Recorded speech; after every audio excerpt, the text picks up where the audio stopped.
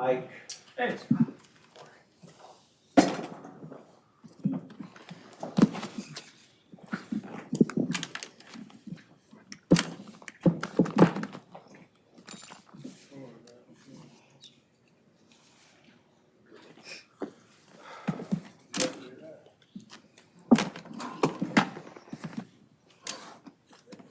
Go.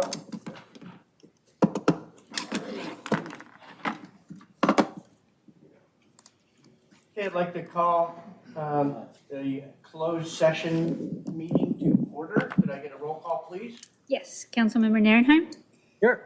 Councilmember Lowenstein, Here. Councilmember Kalujetovich. Here. Councilmember Obaji, Here. Councilmember Barron, Here. Mayor Light. Here.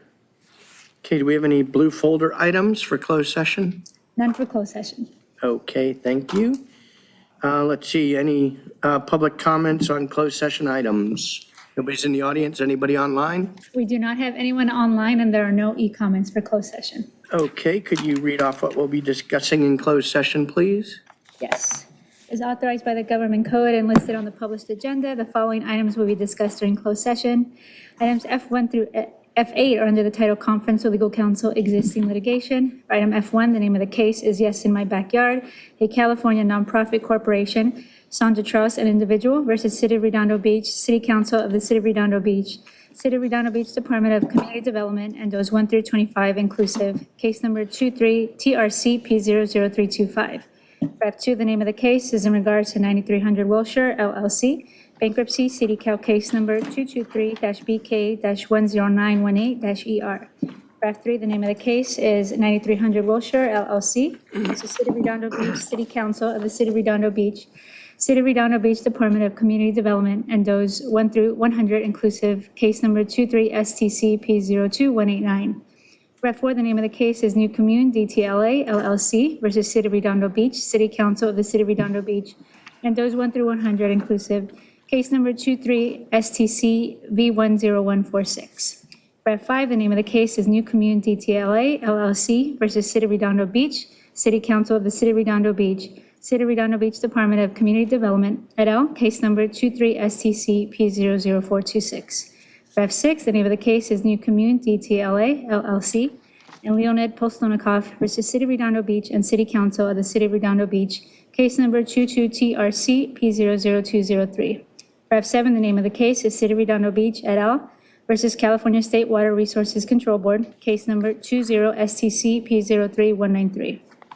For F8, the name of the case is AES Southland Development LLC and AES Redondo Beach LLC versus California Coastal Commission, case number BS 157789. Item F9, Conference with Legal Counsel, Public Employee Personnel Matter Evaluation. The title is City Manager. Items F10 through F17 are under the title Conference with Real Property Negotiator. For F10, the properties are 103 and 123 Torrance Boulevard, a portion of APN 7505-003-206.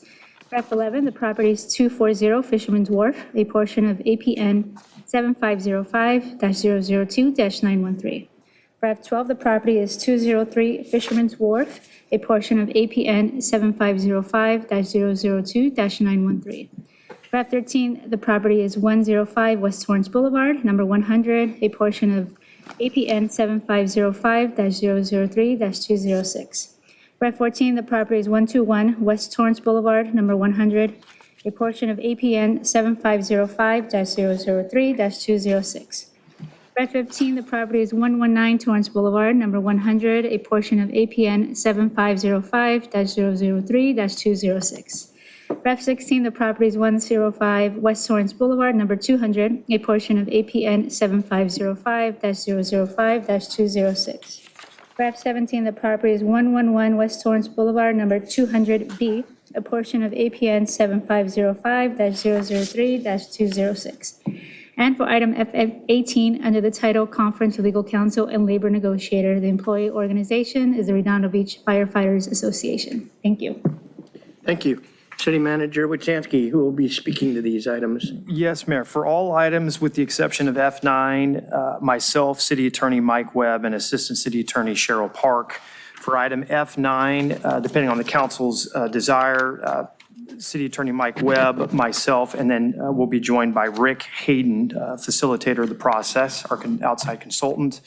For items F10 through F17, we will be joined by Greg Kapovich, our Waterfront and Economic Development Director, as well as Brian Campbell, our outside leasing agent.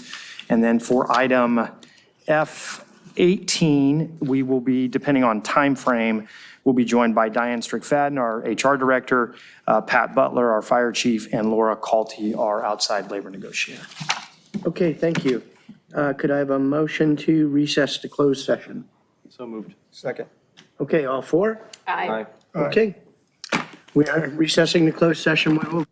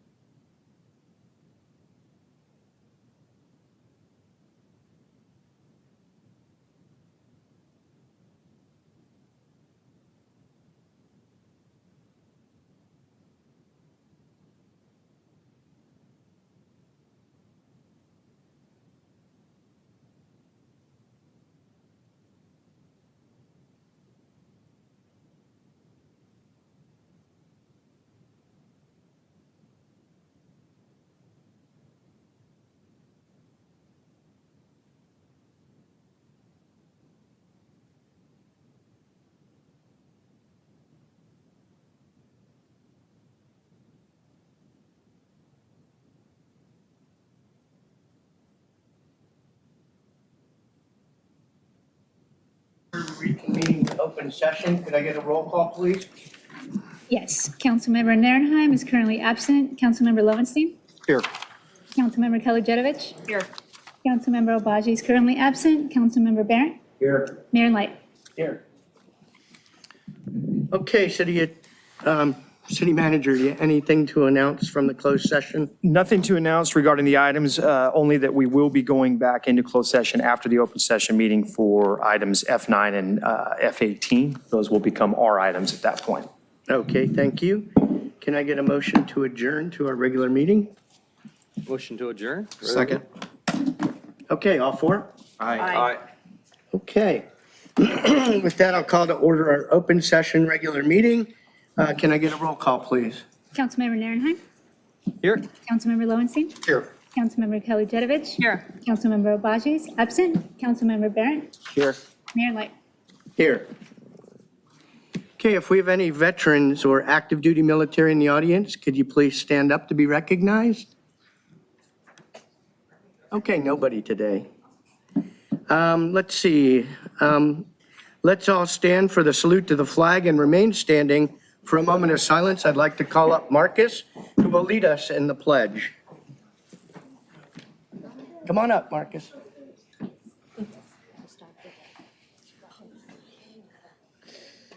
Good evening. My name is Marcus. I am in first grade at Hermosa View. My favorite subject in school is writing. I like to play with my neighbors in Redondo Beach. Please put your hands over your heart and join me in the Pledge of Allegiance. Ready? Begin. I pledge allegiance to the flag of the United States of America and to the republic for which it stands, one nation, under God, indivisible, with liberty and justice for all. Remain standing for a moment of silence.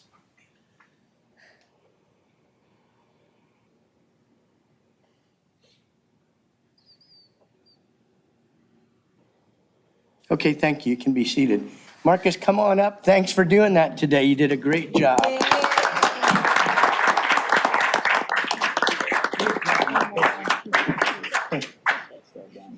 Can we get a picture with you?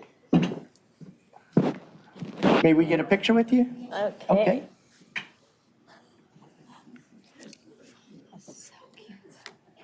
He's got little dimples. Thank you, Marcus. Thanks, Marcus. Great job. That's great. That's awesome. I love this program.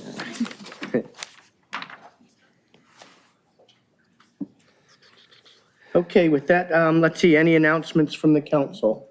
Councilmember Narenheim. Yeah, we had a wonderful weekend, a lot of us. Action-packed Saturday, actually. Had a great little community meeting at the Veterans Park Senior Center. That would be the last time we're going to be there so far right now until November. And then we'll be back at our old place up at Alta Vista. We had a great conversation on multiple subjects there. We went early, 8:30 to 10:30. And then we did our paddle out for the Bill Brand Memorial Paddle Out. So for our late mayor. And it was quite touching and heartwarming. And really want to thank the police department for coming down and showing up with the coffee, and the fire department making a great showing with their personnel. Of course, LA County lifeguards were there as well, doing water safety for us. And we had probably about just over 100 people between the boats and the paddlers. Really came together, had a little picnic in the park afterwards. Deirdre, his widow, was quite touched, and you know the story with Bill. When he was told to go study at the old library, he'd go into the second story and go out, look at the windows, and he'd just look out over the windows over the ocean all day long instead of studying. So quite heartfelt, heartwarming.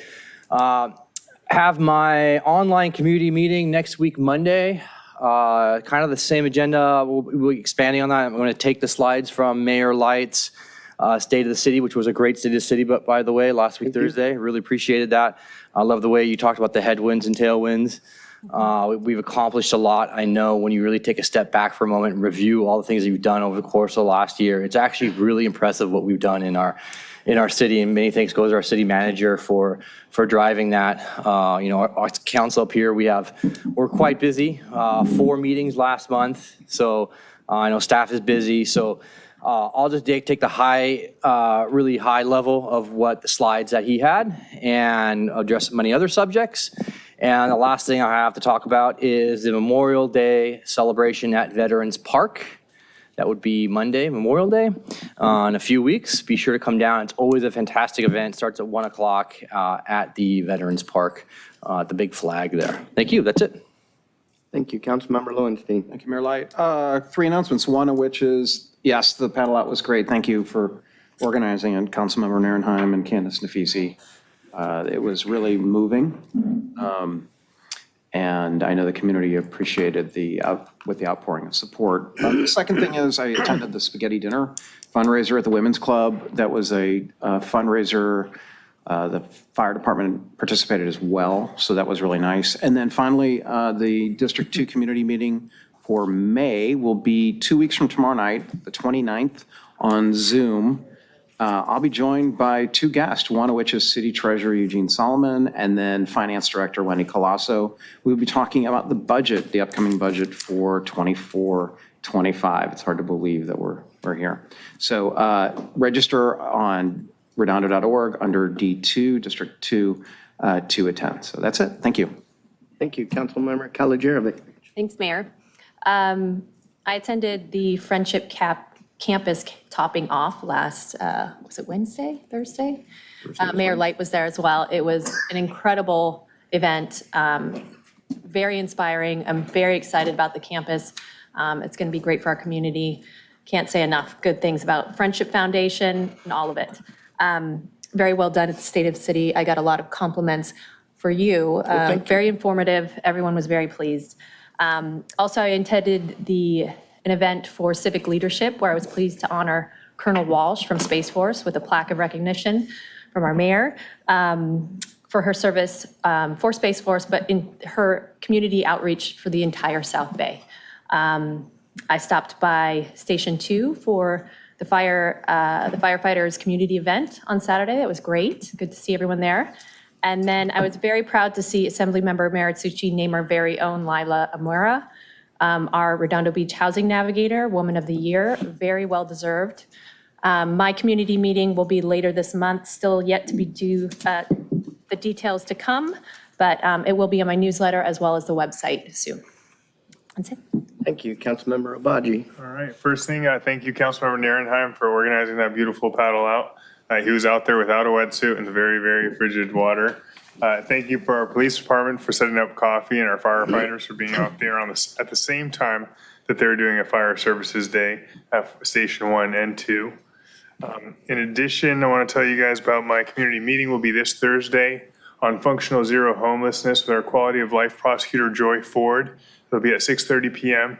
in Perry Park. I also interviewed Lila Amora this morning. She'll be away this week, the rest of the week, but told me a lot of the details of what she's experiencing on the ground, and I'll be happy to share that.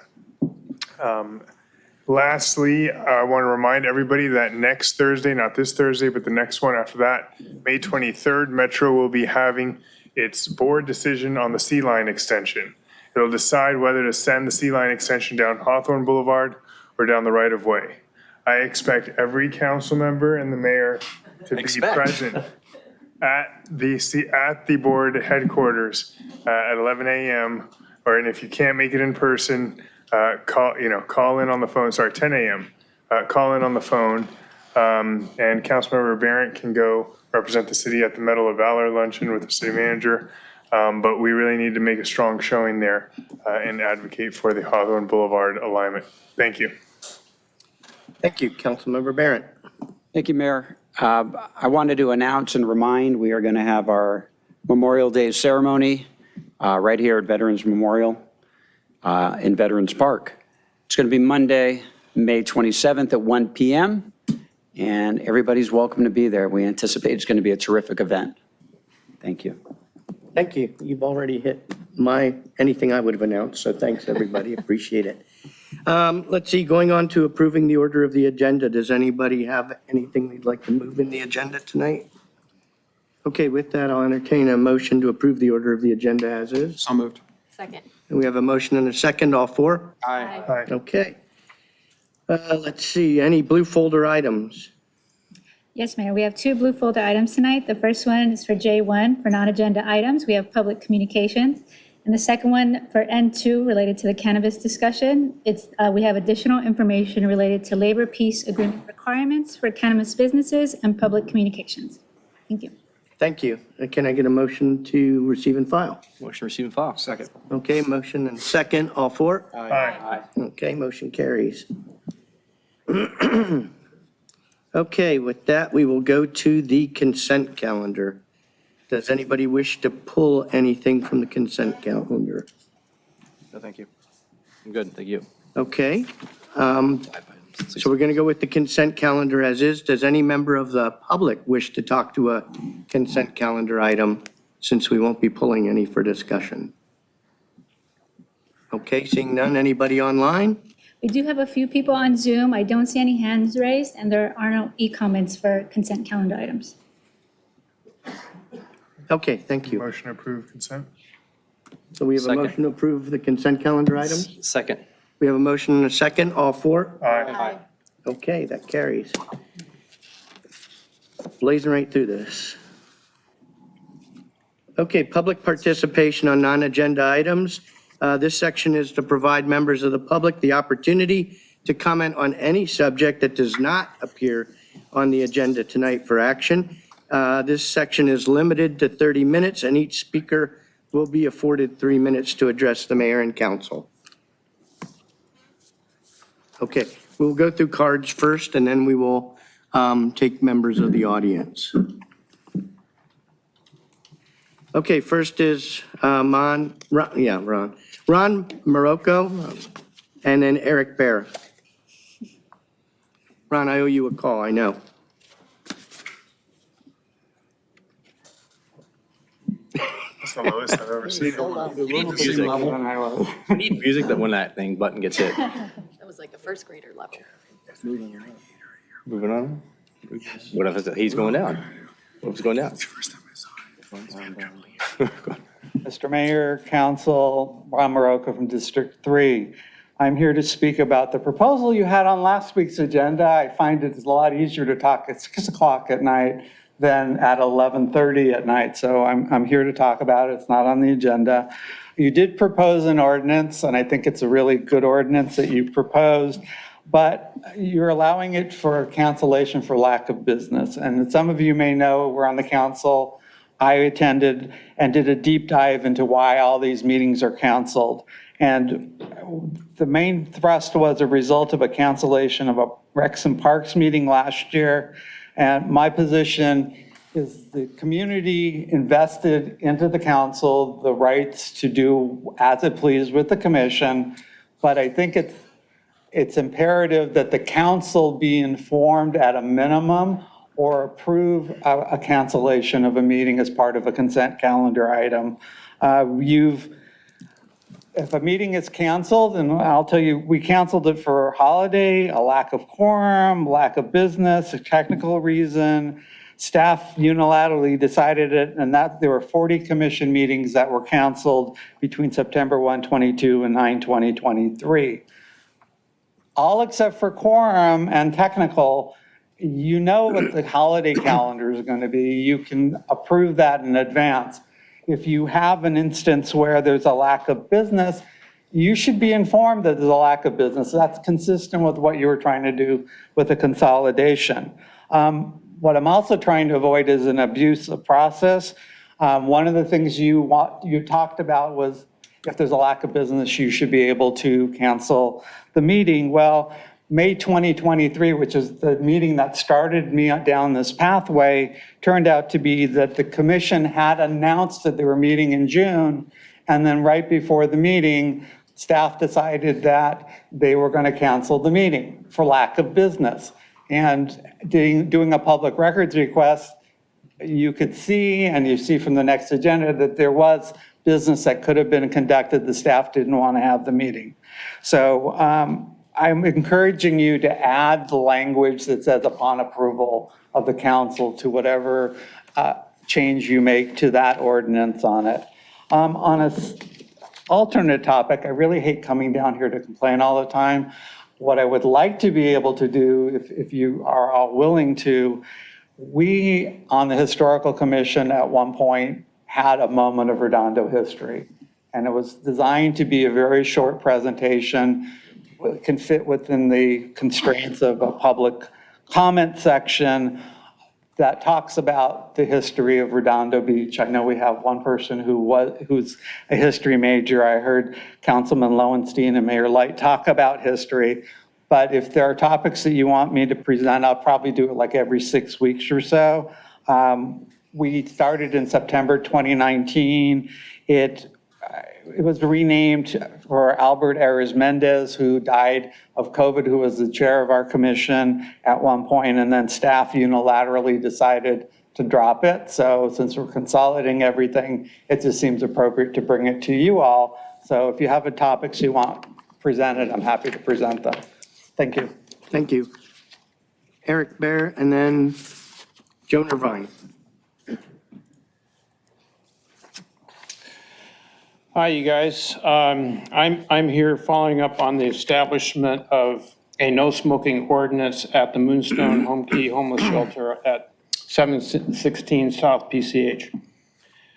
We and the city council asked Redondo City Attorney Mike Webb to draft a no smoking ordinance there, but he told me it wasn't possible, but nonetheless, we would like him to follow up with a detailed report as requested by the city council months ago. He had suggested as an alternative that the public nuisance ordinance could be enforced. However, that would be very taxing and burdensome to our police and not a good option. So we, your electorate, are asking that Mr. Webb, along with our city council members, strongly request Moonstone's owner, Century Housing, to make Moonstone a no-smoking facility and part of the lease agreement. Please keep us apprised of progress as well as being involved in the negotiations. To that end, I've spoken to the manager there, who's going to be on site. He and all the employees want it no smoking. Not only, it's not just me, but all the neighbors around there, 100%, nobody wants it smoking. And he would welcome a meeting with the city to make Moonstone a no smoking facility. So I invite my Councilman Nils and any of the other council members here, along with the city attorney, to meet with them. And I'd be happy to set up that meeting. And by the way, if Moonstone was considered public housing, which it should be since public dollars bought it, it would be no smoking, but that statute was bypassed, so that's the reason we need a specific no smoking ordinance. And supporting something that's 100% no smoking is a 100% positive thing. So drafting a no smoking ordinance for Moonstone would guarantee Century Housing a positive response from Redondo's residents and business owners. A particular concern is that it shares property lines with residents on two sides. We're talking about more than 20 direct family units, more than 50 individuals, none of whom should be subjected to poisonous secondhand smoke. Next to these property lines are adults suffering from acute asthma. Further, young children live right next to Moonstone. In fact, a trampoline is only 2 feet away from the property line. Home Key homeless shelters strive to elevate the quality of the homeless. Having them agree to a no smoking ordinance would be a positive step. If there are candidates for Moonstone who currently smoke, all they would need to do is substitute their cigarettes for Nicorette gum. This would allow them to continue their nicotine habit, but would have the immediate positive effect of stopping the carcinogenic inhalation of hot smoke, tar, and delirious compounds. Thank you. Your time's up. So, okay, so I Thank you. encourage the city members and our city attorney to have that meeting. Thank you. And I'd like to put this in the public record, please. Motion to receive and file. Second. All four? Aye. Okay, Joan Irvine, and then Mickey Johnson and Robin Garfield.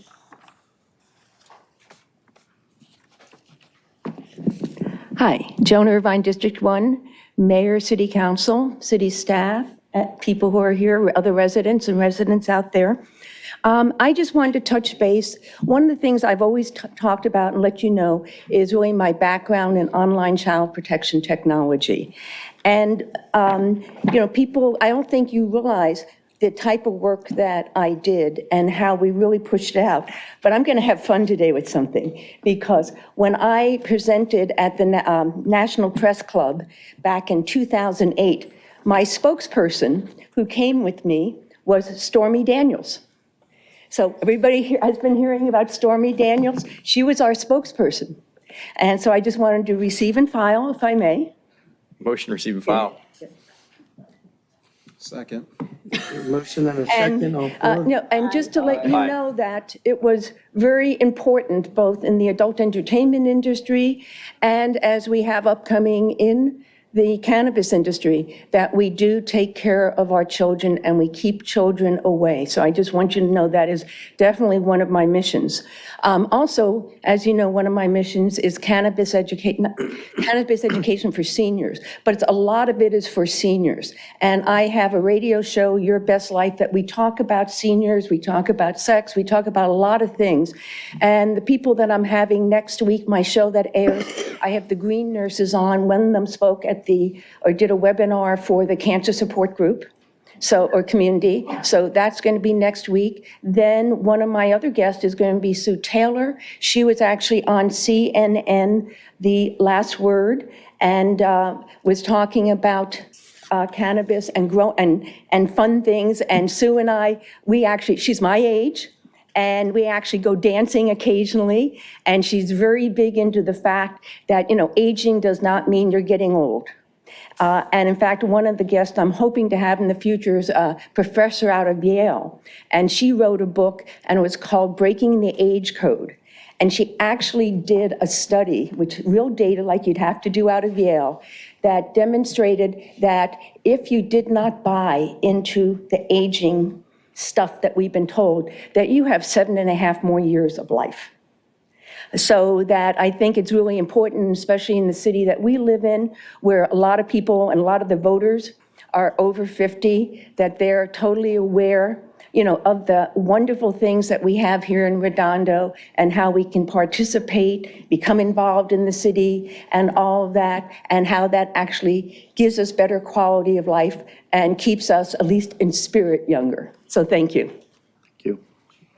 Mickey Johnson and Robin Garfield, and then Nikki Negretti Mitchell. Our biggest annual fundraiser is SpringFest, a community carnival and festival which was held April 25th through 28th. The city of Redondo Beach is a major sponsor of SpringFest, which celebrated its 41st year in Redondo this year. The event could not take place without the city's support.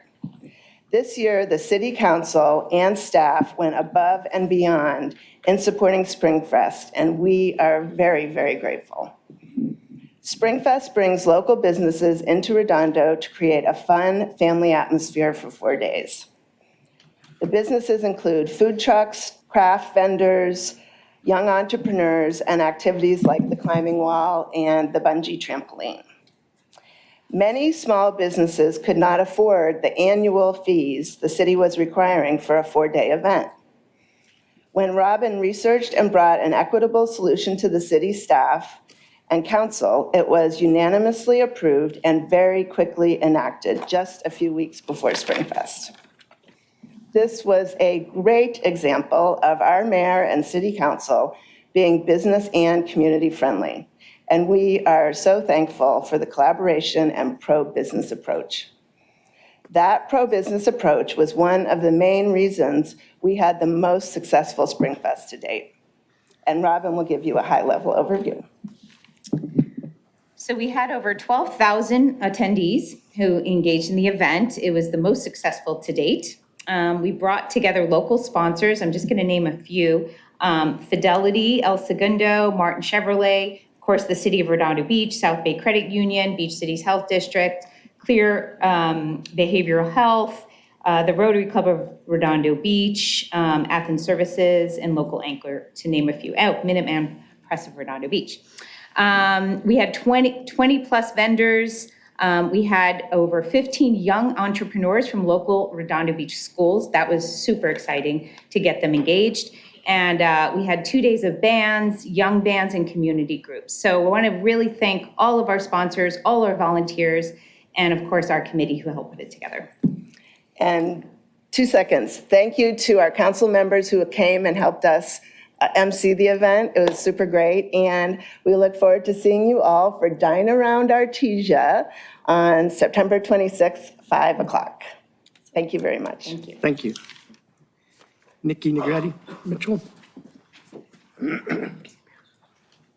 Hi, Nikki Negretti Mitchell, District 3.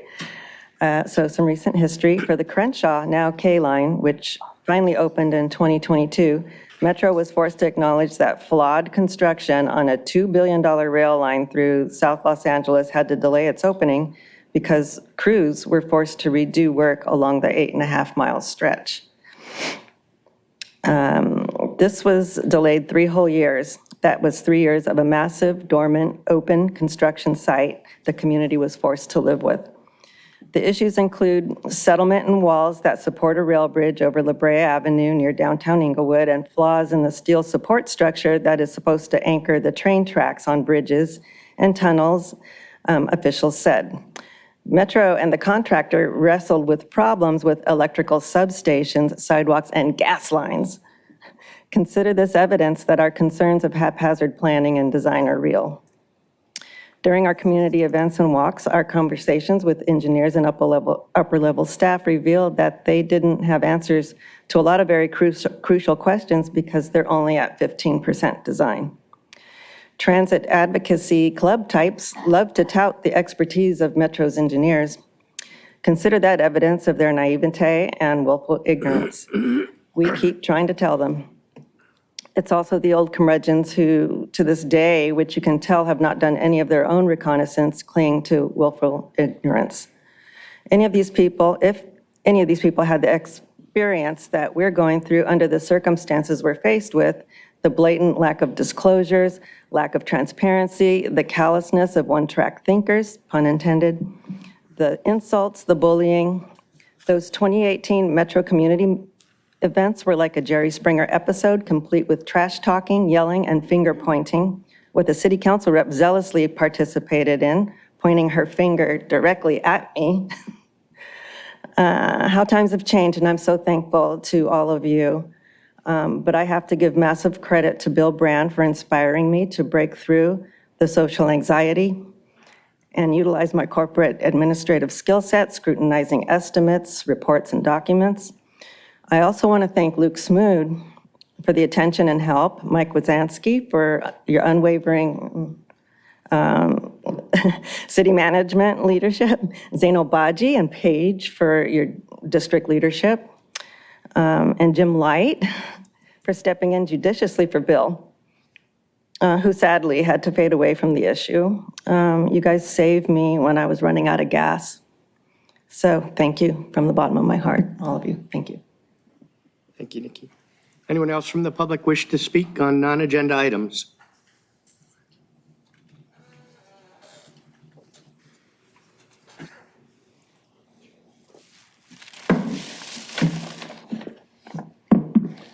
Good evening, Jonathan Svetko, resident District 1. Tonight I'd like to bring to your attention a public health concern that needs to be addressed rather quickly in our city. We had passed a tax ordinance here, a cannabis tax ordinance that also taxed hemp products. We have not discussed how hemp products should be another revenue source within the city, but here tonight I wish to share with you several examples, and it's fitting since we have a representative of the company Stizzy here tonight. These are what are considered to be legal cannabis products by the brand known as Stizzy. While I won't speak to the authenticity of these other products I'm going to share with you, I will share that in virtually every smoke shop we have here in Redondo Beach, we have hemp-related intoxicating products that have the same brands. You can find the receipts. For all of $20, you're able to pick them up as well here too. I'm appealing to the City Council and to the city staff to immediately address these products, which are illegal, I know they're illegal because they're illegal under AB 45, which is a bill that I had written in there. And the language in there states that any inhalable hemp products are illegal in California, at least until the time that we have a tax in place, a state tax, that is. So even with the tax that we have here for those inhalable products, if we were to apply it towards the hemp products as we should, as another tax revenue source in here, the inhalable products will still remain illegal in the city. This is a massive health issue. It is where we are seeing still minors be able to access these things, though they wouldn't access them through legal channels. With me here today, I'm going to share, if I can submit to file here, several articles that have shared some of the controversies behind this company, as well as the text of the bill AB 45. I get a motion to receive and file? Motion to receive and file. All for? Aye. Do we receive and file the product too? No. Those will be destroyed as they should be. The samples? I implore you to look into each and every one of our smoke shops, which these products are located in. I express extreme concern over this issue, and certainly hope that the city follows up with this matter, especially as we're taking up further looking into regulating cannabis within our city. Thank you very much. Thank you. Anyone else from the audience wish to address the council on non-agenda items? Good evening, Mayor and Council. Wayne Craig, resident of District 1. My neighborhood, we talk a lot with each other. I was walking around talking to my neighbors about some, just general stuff. They usually talk to me about, ask me about what's going on in the city because I know I go to council meetings.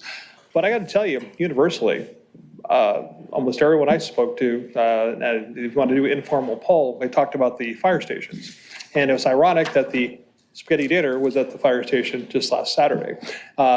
Unfortunately, I don't think anyone actually got an opportunity to walk through that 65-plus-year-old station that is well past its usable lifespan. So when people are asking me, they said, well, what can we do? I said, well, we don't have the money, so we're going to probably have to go to a bond measure. And everyone's saying, well, when is the city going to do it? Because you got the school district, you got BCHG already way ahead of you. So we need to really move this along. And the other thing that people are really upset about is that it seems like, some of the predecessors of you in the council, I don't know how well you speak with them, but one thing you probably ought to remember is that we're talking like $35 million that will probably cost to build the stations. Again, that could be very depending on it's modular or whatever. But you probably ought to pay attention to what they did when they were in office. This is a sheet of the total cost of what we spent by trying to do business with CenterCal Properties. So some of you, I think, should talk to your predecessors to understand why the heck did they approve a contract, a lease agreement for a builder that didn't even get approval for a project. Think about that. Now, any of you who have been in real estate, would you ever have a contract that didn't have a contingency so you can get out of it? No. You have attorneys on the council. Would you ever do that? Would you ever advise your client to do that? No. But we had council members, 3 of them, who did that. Total cost, and I actually did a public records request because I wanted to find out how much the legal costs were on this thing. We're up to almost $25 million. Think about that. We could have built the stations already years ago with that $25 million. So we really need to get off our backside and do something about it. And if you're worried about how we could find ways, well, one of the items alone, we paid off the Fun Factory lease early. That's the guy that owned that. $9 million. Now, if he would have waited a little bit, we probably could have paid him off for $2 or $3 million, but that was just another stupid vote. $9 million plus interest. We mortgaged Harbor Drive to pay this. It's going to cost about $15 million alone. So council, if there's a will, there's a way. Let's figure it out. The community is looking, and like I said, they're bugging me about it, asking what's going to happen. I'm going to keep on coming up here talking about it until we can get this thing moving along. Thank you. Thank you. Anyone else from the public wish to address the council on non-agenda items? Anybody online? Yes, Mayor, we have 2 hands raised. The first one, Melissa Deschamps. You can go ahead and unmute yourself and begin. Good evening, Mayor, City Council members. I first wanted to thank you all for everything you're doing for our community. I love the beginning of these meetings where we recognize youth and also we hear everything that you're doing and contributing to the community. It's appreciated and recognized. I wanted to invite you all formally to the Redondo Beach Council of PTA's annual award ceremony, where we're recognizing extraordinary volunteers in our community within our schools, and also our young artists for the National PTA Reflections Program. Redondo is thrilled to have 2 students who made it all the way to National PTA with their artistic work, and you'll be able to hear about that. Again, it's Monday, the 20th of May at 6 p.m. at the Redondo Union Theater, so we'd love to see you all there. The second thing is I wanted to thank the Historic Commission. I am the widow of Al Ares Mendez, and when I was first approached about the Al Ares Mendez Minute in History, it meant more to us than we could even say or express to you all. My late husband loved history. He loved Redondo Beach history. He loved spearheading that project, and had we not lost him so untimely due to COVID, there would be so much more he would have contributed to the city and its unique history. So thank you, and I do hope that you take those up again because it means so much to myself and to my 15-year-old daughter. Again, thank you all for all that you do. Thank you. Anyone else? Yes, we have one more hand raised. Kyle Johnson, you can go ahead and unmute yourself and begin.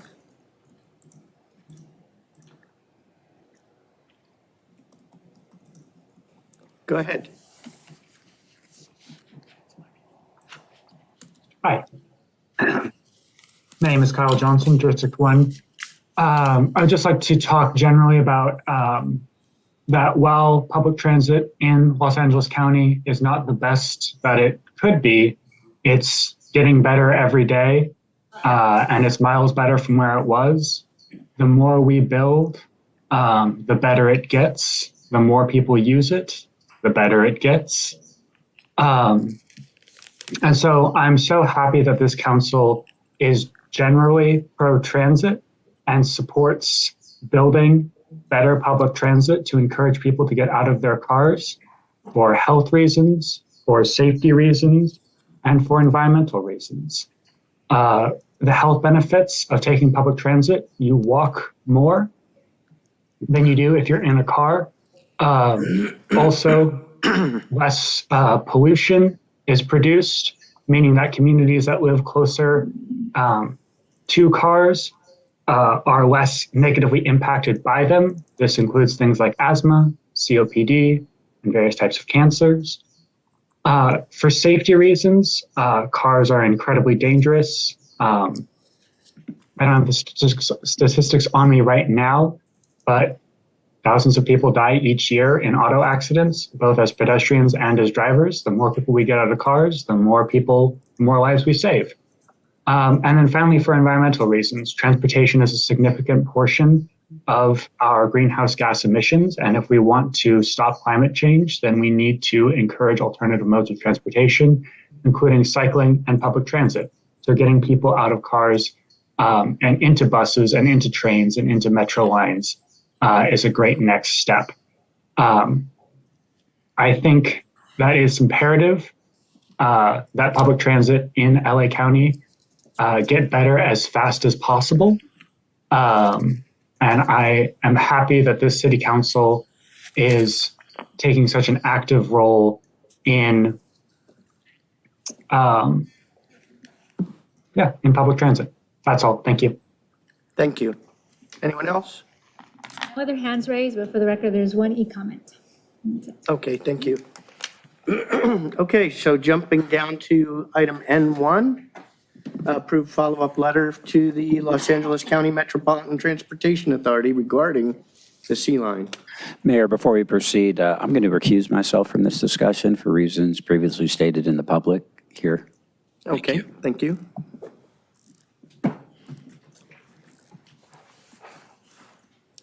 Are you taking this one, Luke? Yeah, I was just going to queue it up and just let you and the council know this is a continuation of the item that we had on May 7th. We council had requested that we bring the letter back at a later date when it could have a little more information added. And so Council Narenheim has provided some edits to the letter as well as some slides. I don't know if you want to go through those tonight, sir. I have them queued up if you do. I can do that. I can share my screen and go through it. I've got them here. I can page through them if you want. But yeah, Perfect. this is basically just edits to the letter and then authorizing staff to distribute it through our regular channels for the metro items. So in looking at this slide, I think it's really important that the public understands that the red car line has been here in Redondo Beach and Hawthorne, Lawndale, this whole South Bay for a long time. And utilizing the Hawthorne option would just realign the C line back to what was the old red car line, and red car line fell out of favor because it was superseded by the bus system, which was then started by Metro and bought by Metro, MTA, Metropolitan Transit Authority, which then changed to Metro. And what's important about this slide, it lays the groundwork for the next couple of slides to let people understand why the old red car lines is important. Next slide. Agglomeration, what is that? So basically, it's when you have zoning and you have people's inherited will to do something in a certain area. So the red car line to this day is felt in density, in development, and in zoning. And on the picture on the left, you will see the higher the numbers is the higher of per 1,000 people per square kilometer. And the number to the left also is closer to the old red car lines, the old streetcar lines. And you will see that there's a direct correlation on this left-hand graph with the closer or wherever there is an old red car line, there is extremely high density per square kilometer. And the further away that you get from that red car line, the old red car line, the less dense the population. It makes a lot of sense. Look at PV, for instance, right? You have very little density. On the right-hand side, you have people per housing unit. So you might have a lot more housing units, but what's important about that is you actually have a lot more people living in each individual housing unit. So you not only have a greater housing density per dwelling, so dwelling units per acre, you also have more people per units. So that goes right to what all of our current housing elements and that we're approving, state mandated HCD, housing community development, is trying to push on us. And it's important to understand that these graphs were made looking at the last 20, 30, 40 years, these people from ASU, and they looked, next slide, please. They created this one as well. So basically what happens is when you create the red car line, what the red car line did was greater likelihood of commercial with a greater likelihood of higher density of residential. So what you get in modern day terms is workforce housing and live-work communities in mixed use communities. You creating the 15-minute walkable, drivable communities. So people don't even need to have cars. People don't need to be driving to work. They can just live, work in this one little community. And this is the buzzwords that are being thrown around nowadays in modern planning, 15-minute live-work communities. The last line is the most important line here. For residential properties, the zoning of land near the streetcar allows for 25% more units. That's a 25% increase in density. That's massive. So the right of way are all single family homes. You're not going to get that anywhere near. But if you look on Hawthorne Boulevard in that stretch, you already see the housing elements lined up. Next slide. So this slide right here just very succinctly sums up our housing elements over the course of the next 8 years, 10 years. These are our housing elements that we've all talked about in ad nauseum. And Lawndale, I think, is really left out of the fold with diversity numbers and looking at, they have a higher percentage of single parent homes, handicapped, veterans that live along Hawthorne Boulevard that can take advantage of the C-line extension that goes down Hawthorne Boulevard. And the updates to the letter, I very specifically put in there that the DEIR, as far as I know of, is on our current density and zoning levels, not our current housing plan, much less our future housing plan. So this is all important for Hawthorne Boulevard. So it's already a 47% increase, but what our current housing plans do, it's a force multiplier. It significantly increases that. So next slide. This shows what we did with our housing element, what the state forced us to do, very low income and affordable projects, 20% affordable. So you'll see that at the South Bay Galleria, and you'll see that in the other areas. And the state doesn't have a number with affordability. They look at density. So if the higher the density, the more affordability is their equation. And if you look at Redondo Beach, that's where we put our increasing density and including very low income and mixed income, as well as proposed projects. Next slide. This is Lawndale, and you'll see here sites suitable for all income levels, but most important, that are in yellow, but most importantly in Lawndale in red, in light red, you'll see on Hawthorne Boulevard, suitable for moderate and above and moderate income levels, half acres or less. And then you'll also have on here, I don't think this slide has it, next slide please. This slide here shows the high diversity sections of Lawndale. If you look at the right of way, both Torrance and Redondo and Lawndale, you'll get a lower diversity index from 2018 RENA SCAG numbers for SCAG reports. And this is directly from the city of Lawndale. So you will find a higher diversity number along percentage on Hawthorne Boulevard. And that's who the ridership is going to serve if it goes down Hawthorne Boulevard, not down the right of way. Next slide. So this is just a simple picture. A lot of people talk about, but they don't actually show what would actually happen if a rail car derails like it already has, and you're moving that current line over 15, 20 feet. Well, where do you think those rail cars are going to land up? Next slide. This is really important because it's funny how the world goes. Over 30 years ago, Supervisor Mitchell was the executive director of the California Black Women's Health Project, and she rallied for and fought for doing conversion of a rails to trails project. So you're converting rail lines. And Mayor Ed Butts, as I quoted in the letter as well, talked about how it was a blighted property, underused, and now they have this. So Supervisor Holly Mitchell has had a long history of fighting for converting rail line use to a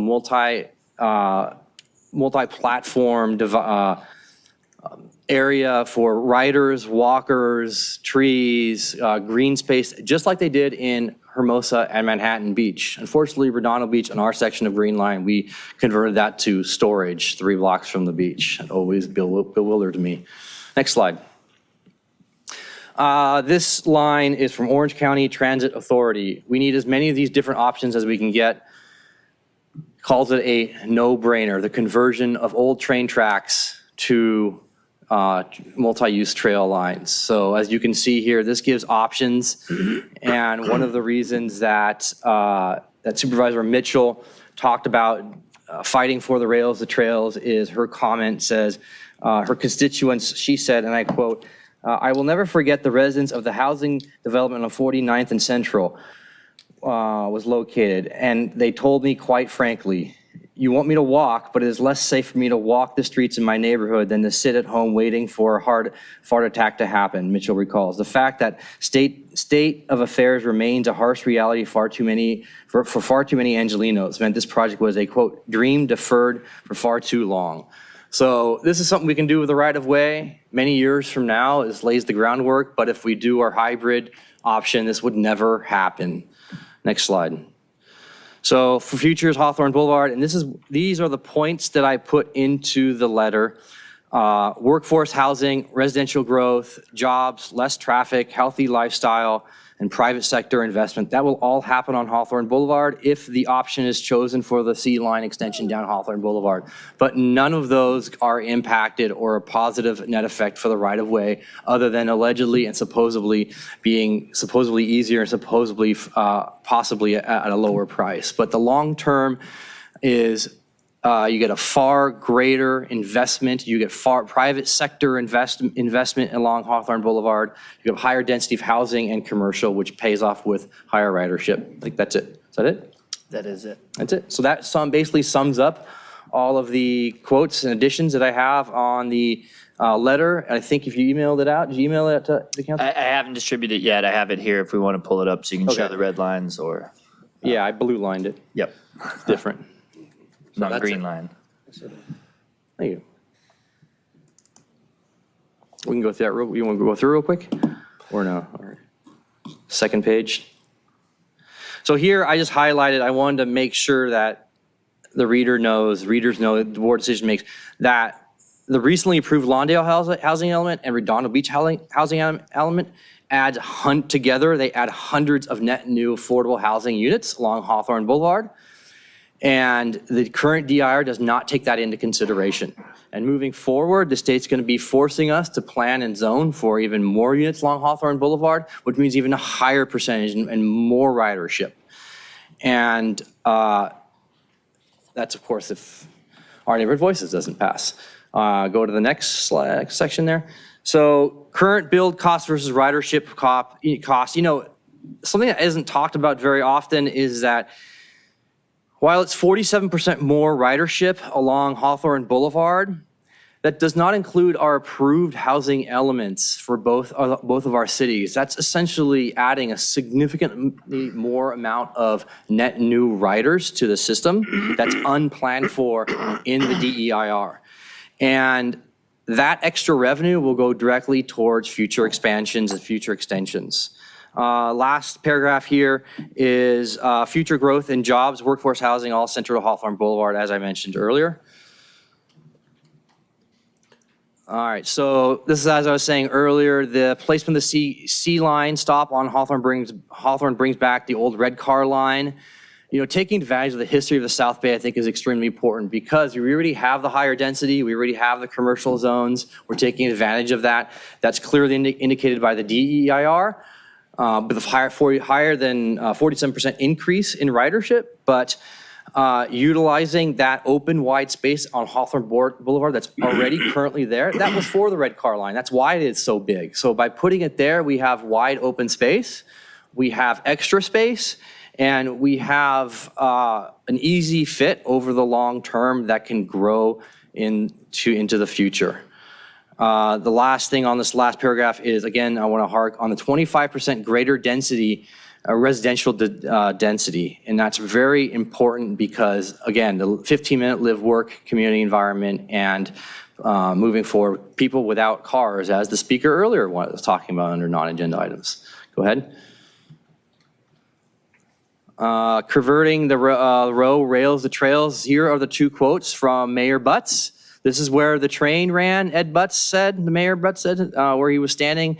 And then when the train didn't run anymore, the corridor was just ignored, leading him to wonder just how long the city would allow it to remain that way. So now they did something with it, right? And Supervisor Mitchell, before she was a state legislator, was over 30 years ago, wanted to convert the rail line to multi-use, multimodal, bike path, walking, green belt. And this is the way we're going to do it. If we put the hybrid right-of-way there or the overland through the row option on top of the surface, none of this will be possible. So these are the opportunities moving forward. It would be a great travesty for both the South Bay and Metro and the Los Angeles greater community, and of course extensions, because the line's not going to end in Torrance. The line would end eventually down in Long Beach, so we have to think about that as well, ending in Long Beach. That's it.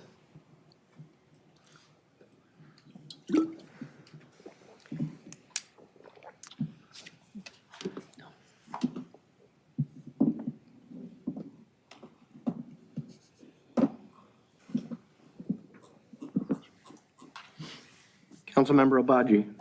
Thank you, Councilmember Nierenheim, for the presentation and for putting together, all that presentation into words into the letter. You'll have to get the presentation down to 1 minute. Maybe the board will give you 1 minute and 30 seconds. I'll bring my boombox. At a maximum of 2 minutes, if they're being very generous. No, they won't but be. I would like to actually, the first two slides I thought were the most impactful. I'd like to blow those up, and I'm happy to do it if you send me your PowerPoint. Yeah. To blow them up, and I'll bring them, and you can speak to them. I'll hold them for you. On the letter, I favor all those changes. I think there's just some cleanup I'd like to do. to the file and some font, like the last bullets were in 10-point font. Yeah. But if we could just do that, so tentatively approve this letter with cleanup.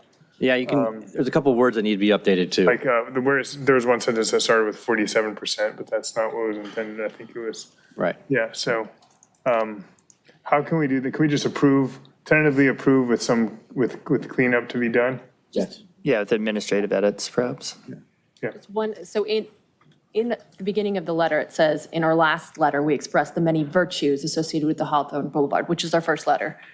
So today we're going through the. That was our second or third letter. Sure, but yeah. right, the previous letter, I should say. Yeah. But this one starts with, today we detail our thorough opposition to the hybrid row because of X, Y, and Z. So I feel like we've muddled some positive row things with all of the negative hybrid. That's probably. Sorry, the positive hybrid row, Yeah.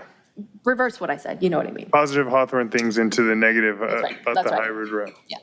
So how do you want to do that? I mean, honestly, I feel like at this point, we need to do anything and everything to make our case. So I'm okay leaving it all in, but I'm also okay with just making it about the negatives of the row. A really good point about how their DEIR does not, it doesn't account for our housing element and the housing that we're planning to have there. So what I would suggest is having all of those positive Hawthorne Boulevard ones, maybe at the end, just saying, like, and these are the reasons why it's so important for us to have them on Hawthorne Boulevard. Here are some additional. Yeah, just as a positives. reminder of our previous letter, this is why it's dire that we have it there. So, Mr. Smoot, do you think you'd be able to make those changes? Yeah, I believe so. I can just pull directly from the letter and as written, and then, organize it in that fashion where it's Why, Mr. negative and Smoot? then Why couldn't reinforce the one of you do positive. One of us could do it. I would work with them. I'm willing to work with you on it. Yep. Okay. All right. Yeah, and So, motion to approve with those Yeah, with those changes, suggestions. tentatively approve the letter subject to administrative review and reorganization. Thank you, Councilmember Narenheim, for your work on that. Yeah. So we have a motion. Do we have a second? Second. Okay, we've got some people from the audience who want to speak. Does anyone else on the council? You had your hand up. But That's what I wanted to say. I'm good. Anybody else on the council wish to speak? Okay. Kevin Mitchell. And then Nikki Negretti Mitchell.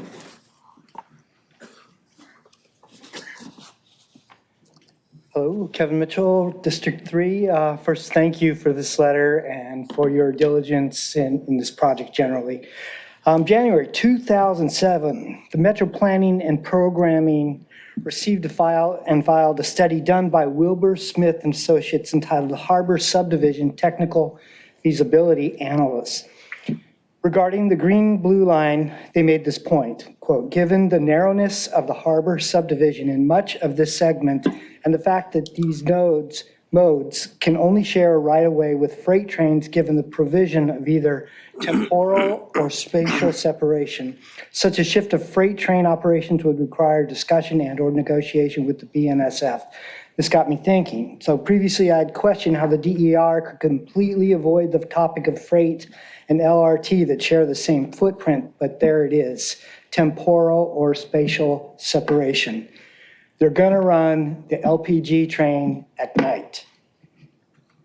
So the study continues. Major constraints included noise and vibration impacts that would likely occur as a result of shifting the freight train traffic between the Metro Blue Line crossing and the Metro Green Line crossing to the late night, early morning operating window. Doing so could increase train noise during a time when nearby residents would be trying to sleep. Other major constraints could be potential visual and safety impacts resulting from transit services near homes in the South Bay area, as well as the right-of-way acquisitions. So Metro will begin doing this during construction. They'll do track modifications during the day and run the train at night. When the project is completed and residents have been conditioned, sorry, I lost my spot. They'll run the, oh, so there we are. They'll run the train from midnight to 4 a.m. To assure temporal and spatial separation. By separating time schedules, they don't need to address the cocktail of high voltage electricity alongside pressurized LPG. I've never heard Metro discuss this. Residents need to understand the implications of this, and Metro needs to come clean. We all know that sleep patterns have a great influence on health and well-being. Moving the freight closer to homes than to run it in the middle of the night is sadistic. And they weren't going to tell anyone. Thank you. Thank you. Nikki?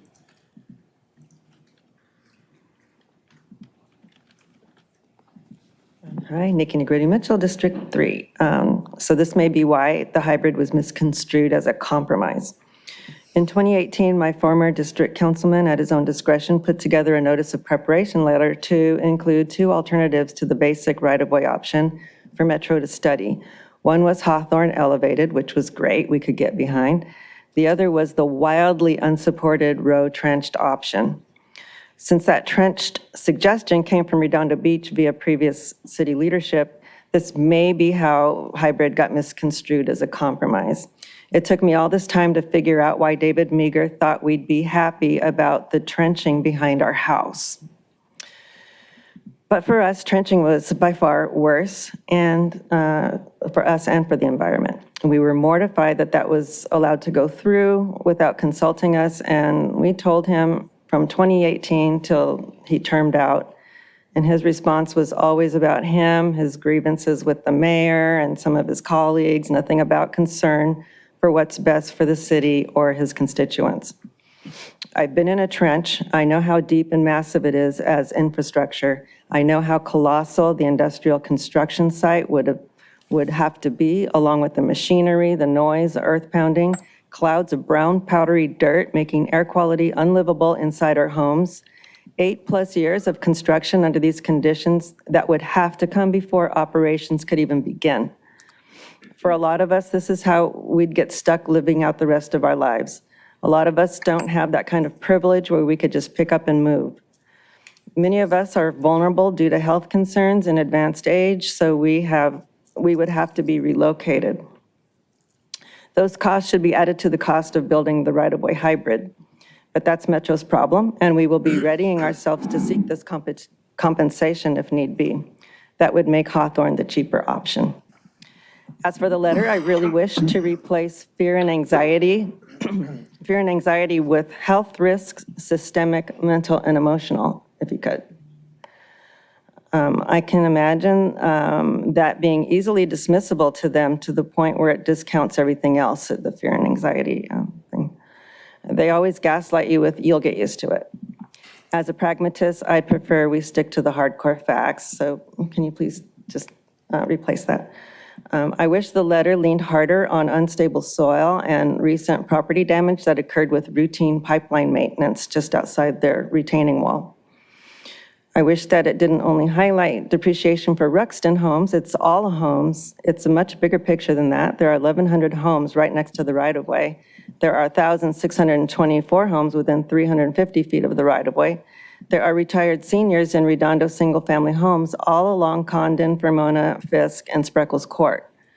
Lastly, we have our answer to the excessively touted Metropole and Torrance's unilateral QR code.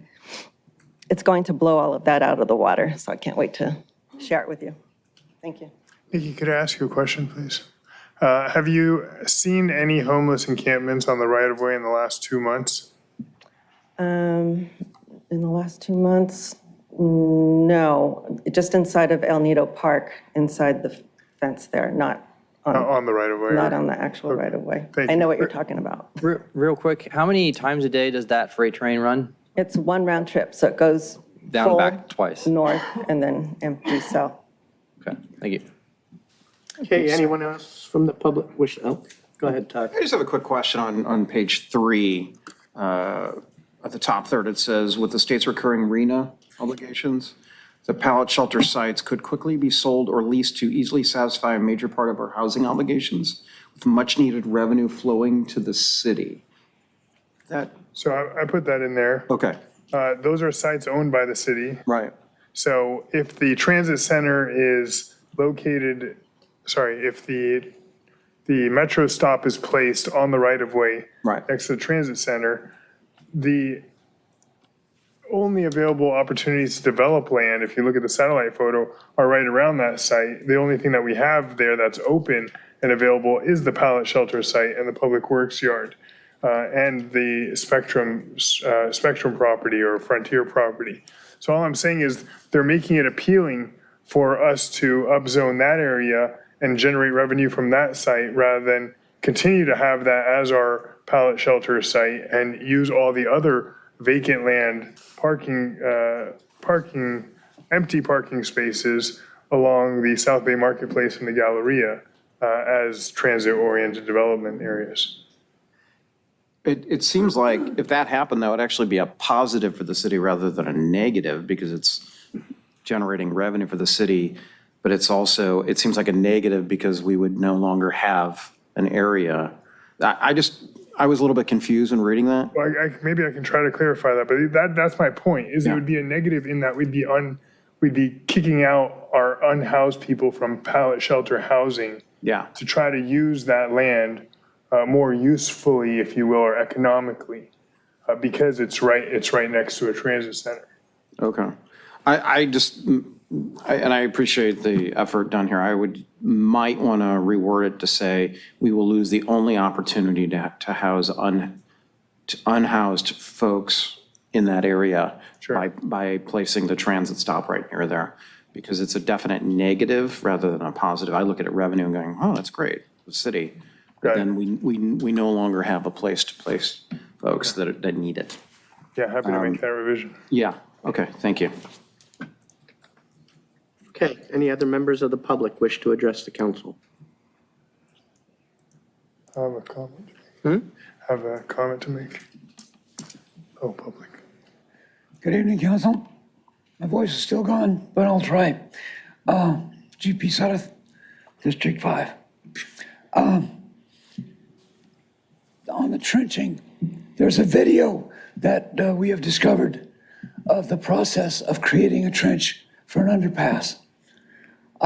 And I think if anybody hasn't seen it, we should get it to you because it's horrific. I wish there was some way to make sure that every voting member of the board, Metro Board, would see it. Because if they think that by choosing trenching, that's a good mollification of the people who live along the row, that's a big mistake. The video is horrific. It's just heavy machinery, big displacement of everything on either side of the trench, and a lot of industrial type of work. And obviously, anything that's green is going to be gone in an area where there's a trench. So I hope we can somehow get that to them, and I'm going to try to pass it along to each of you as well.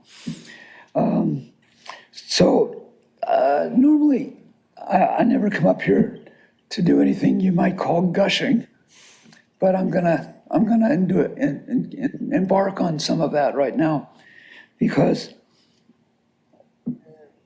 there was such a wonderful example of research and organization in Nils Nierheim's presentation, and the fact that all of you are working hard on this, but I never saw a presentation like that. And it crossed my mind right away. I've had some music students in the past who their one fervent wish was to pass the test and get to be a lifeguard. And if they did that, then they would live that lifeguard life, and they would go out and have beer every night, and they would not be caught dead doing this kind of thing. And here's this guy who's got this dream life of a lifeguard, and yet he goes through what it takes to be in here. And all of you guys do it too. I appreciate it so much because it's beyond belief the amount of information you have to deal with. And then on top of that, to create that report, I'm thinking, thank God Nils is not sitting in a bar somewhere tonight. Thank God. He does that too. Okay. Thank you. The night is still young. The night is still young. Anyone else wish to address the council. Anybody online? We do have one hand raised on Zoom. Kyle Johnson, you can go ahead and unmute yourself and begin. Well, Kyle Johnson, District 1. I think you all know my position on this. I'm against sending this letter to the Metro Board. I am in favor of the right-of-way option, as I outlined last week, for the reasons of speed, cost, and popularity, as well as for the negatives about the Hawthorne option, which is the veto power of Caltrans, the noise pollution associated with waiting by what is essentially a freeway to get onto your train, on and on. But what I wanted to talk about today was what I saw tonight. What I want to talk about today is what I saw tonight, which is a sort of a failure of imagination of the City Council in the presentation that was given to us, as well as in the conversations, because I agree with a lot of what Councilmember Nierenheim brought forward. More green spaces, more walkability, more walking paths and bike paths in our community is a good thing. And they don't have to just be in the row. We can build them everywhere. We can build them to the row. We can build them to the transit centers. We don't have to compromise between the two. We can have both. Moreover, there's no reason we can't change our housing element around the sea line. I think this is a yearly thing we send to, or it's an annual thing we send to the state.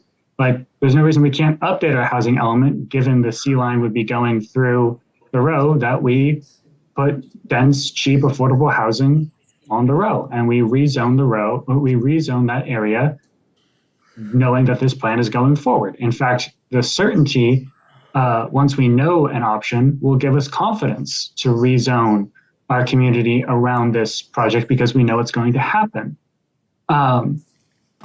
In fact, this was talked about when we talked about the pallet shelter. Zane, Councilmember Obaji, threatening to, get rid of the pallet shelters so that the city can raise revenue if the row is done. But we could relocate the pallet shelter. And in fact, building more housing right by the transit center would be a great idea because it would lower the burden faced by our unhoused residents, because there'd be more housing available, which would lower the price of housing in this community and would free up more space for more people to move in. So, and then on top of that, we could also put the pallet shelter somewhere else to once again encourage our residents out of homelessness. So that's my big concern today, is the failure of imagination. And I would encourage you all to think deeper about the problems facing our community and how we might fix them. Your time is up, sir. Thank you. Anybody else? There are no more hands raised and there are no e-comments for this item. Okay, Councilmember Obaji, I saw your hand. Sure. So first, I want to encourage everybody who's interested in this issue, north, south, please go to redondo.org/metrobus and sign up for the shuttle that we're going to have going from the Redondo Beach Transit Center at 8:45 in the morning to downtown and then back once the hearing is concluded. Something else I wanted to make a public record of is that's occurring in District 4 right now. Really unfortunate, but this last week, early in the week, if you could share 2B, please. This is the right-of-way. This is Condon. This is a property on the right-of-way. Metro sent people down the right-of-way purportedly to clear out homeless encampments. We live in Redondo Beach, folks. We're moving towards zero functional homelessness. There are not homeless encampments, tents in Redondo Beach. So that's hogwash. And what they did is they started to post on this land right here, which is clearly based on this property line, private property, no trespass signs. And here's the type of sign that they had, that they started to put on this family's plants and harass them. And they had the sheriffs there actually to tell them that they needed to move their property and so on and so forth. So at their great expense, and my recommendation, these folks went out and paid a surveyor to go out and mark their property line. Their fence is built inside their property line, obviously. And they did, and all this property was on their property. And Metro was simply harassing them. It shows you how little Metro knows about the right-of-way, the boundaries, and where its easement ends. It's really unfortunate and very shameful. That's all. Thank you. Okay. Councilmember Lowenstein. Yeah, just real briefly, the last caller is mistaken. Hawthorne is a highway, not a freeway. There's a big difference between the two. And the second thing is, I don't know about the lack of imagination, but I certainly think it's crazy to put noise pollution in 1,400 people's backyards versus on a state highway where it actually would be more appropriate, where people are already used to that, and there are very few homes that are abutting Hawthorne. So I'm not sure where he's going with it, but I think he's single-minded in terms of wanting to put it on the road, which I think he's sadly mistaken. And we're all for more, at least I know just about everybody up here is for more public transit, but in the right places. Don't put it where it doesn't belong. I think we all have agreed on this. And the only reason I could see that there's opposition from a neighboring city is because of a car dealership, not because of our residences, not because of residents and constituents. So are we going to put 1,400 people's property values, sanity at risk to save a car dealership that can actually either be relocated or can be mitigated in terms of any type of impact on the car dealership? So I think that's what should happen. Thank you. Councilmember Obaji. Mr. Johnson, there is no other vacant property that the city controls where it could locate the pallet shelter. This is an exercise we've engaged in over the last 3 years, which is why it is, despite it being a temporary pallet shelter, has remained at that site and is expanding just to the neighboring site, which is a public works yard, because that is the only other vacant property that the city owns. So the pallet shelter needs to stay there if it stays at all, which it is our intention to keep it there and grow it there. Okay, thank you. Does anybody else like to speak to this item? Real quick. Councilmember Narenheim. Thank you. Real quick, I just want to talk about our housing element, and I was, not because it was so grossly misconstrued and misidentified by the last speaker. Housing elements, just so everyone knows, are done every 8 years, every cycle. We're in the 6th cycle right now. It takes currently 2 to 3 years to get an approved housing element by the state of California. We can't just come up with a document willy-nilly or just change things. And this is why it's so important that we approve our housing element moving forward, and that we've worked so hard and we've made huge, we were forced by the state of California to zone the way we did zone, that we do approve this in the city because we have the tech area, we have the Hawthorne Boulevard area, we have these other areas in the city that we have approved for housing and commercial zoning that we can't change. The state's forcing us to move this forward. And if we don't approve this, developer's remedy comes into play. We just decide to do like this last speaker wanted us to do, just do whatever we wanted to do, then, and we can be like Huntington Beach, we don't have a certified housing element, then people can start building wherever they want at crazy numbers.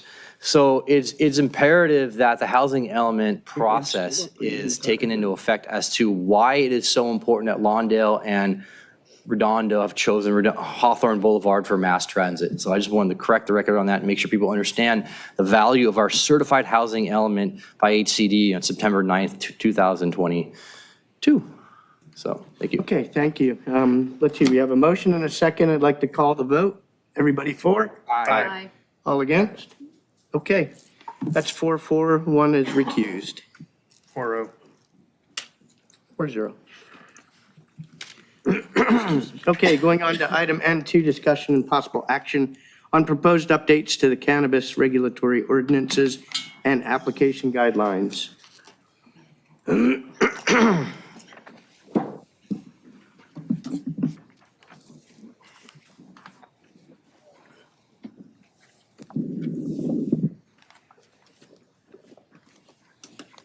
I'd Good evening, Mayor and City Council. For your discussion and consideration tonight are updates to the regulatory cannabis ordinance as well as our application guidelines.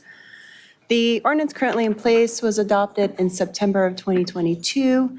And after the adoption of that ordinance, the city's consultant at the time, HDL, began developing application guidelines. So in the latter part of 2023, HDL's contract with the city ended. And so staff picked up that work, continued that work, and after reviewing the regulatory ordinance, reviewing the application guidelines, doing pretty extensive outreach to other cities, staff determined that there was a few significant contradictions and some ambiguities in our ordinances and in our guidelines that needed some pretty thorough review. And so at that time in December last year, we came to council, we presented those items, and we recommended that the council enter into a consultant agreement with Tier West Advisors. They are a consulting group that works exclusively with cities. They've worked with cities on developing their cannabis permitting programs. They've actually helped with application processes as well. Council approved that contract, and then upon approval of that contract, TWA began reviewing our ordinances, analyzing them, seeing where there were discrepancies and ambiguities, where we could get all of our program documents in line.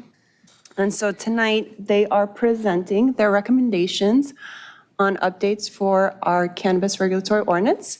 And what they're going to do is they're going to provide at first a general overview of some of the items we want to focus, some elements of the ordinance we want to focus on. There's 7 altogether.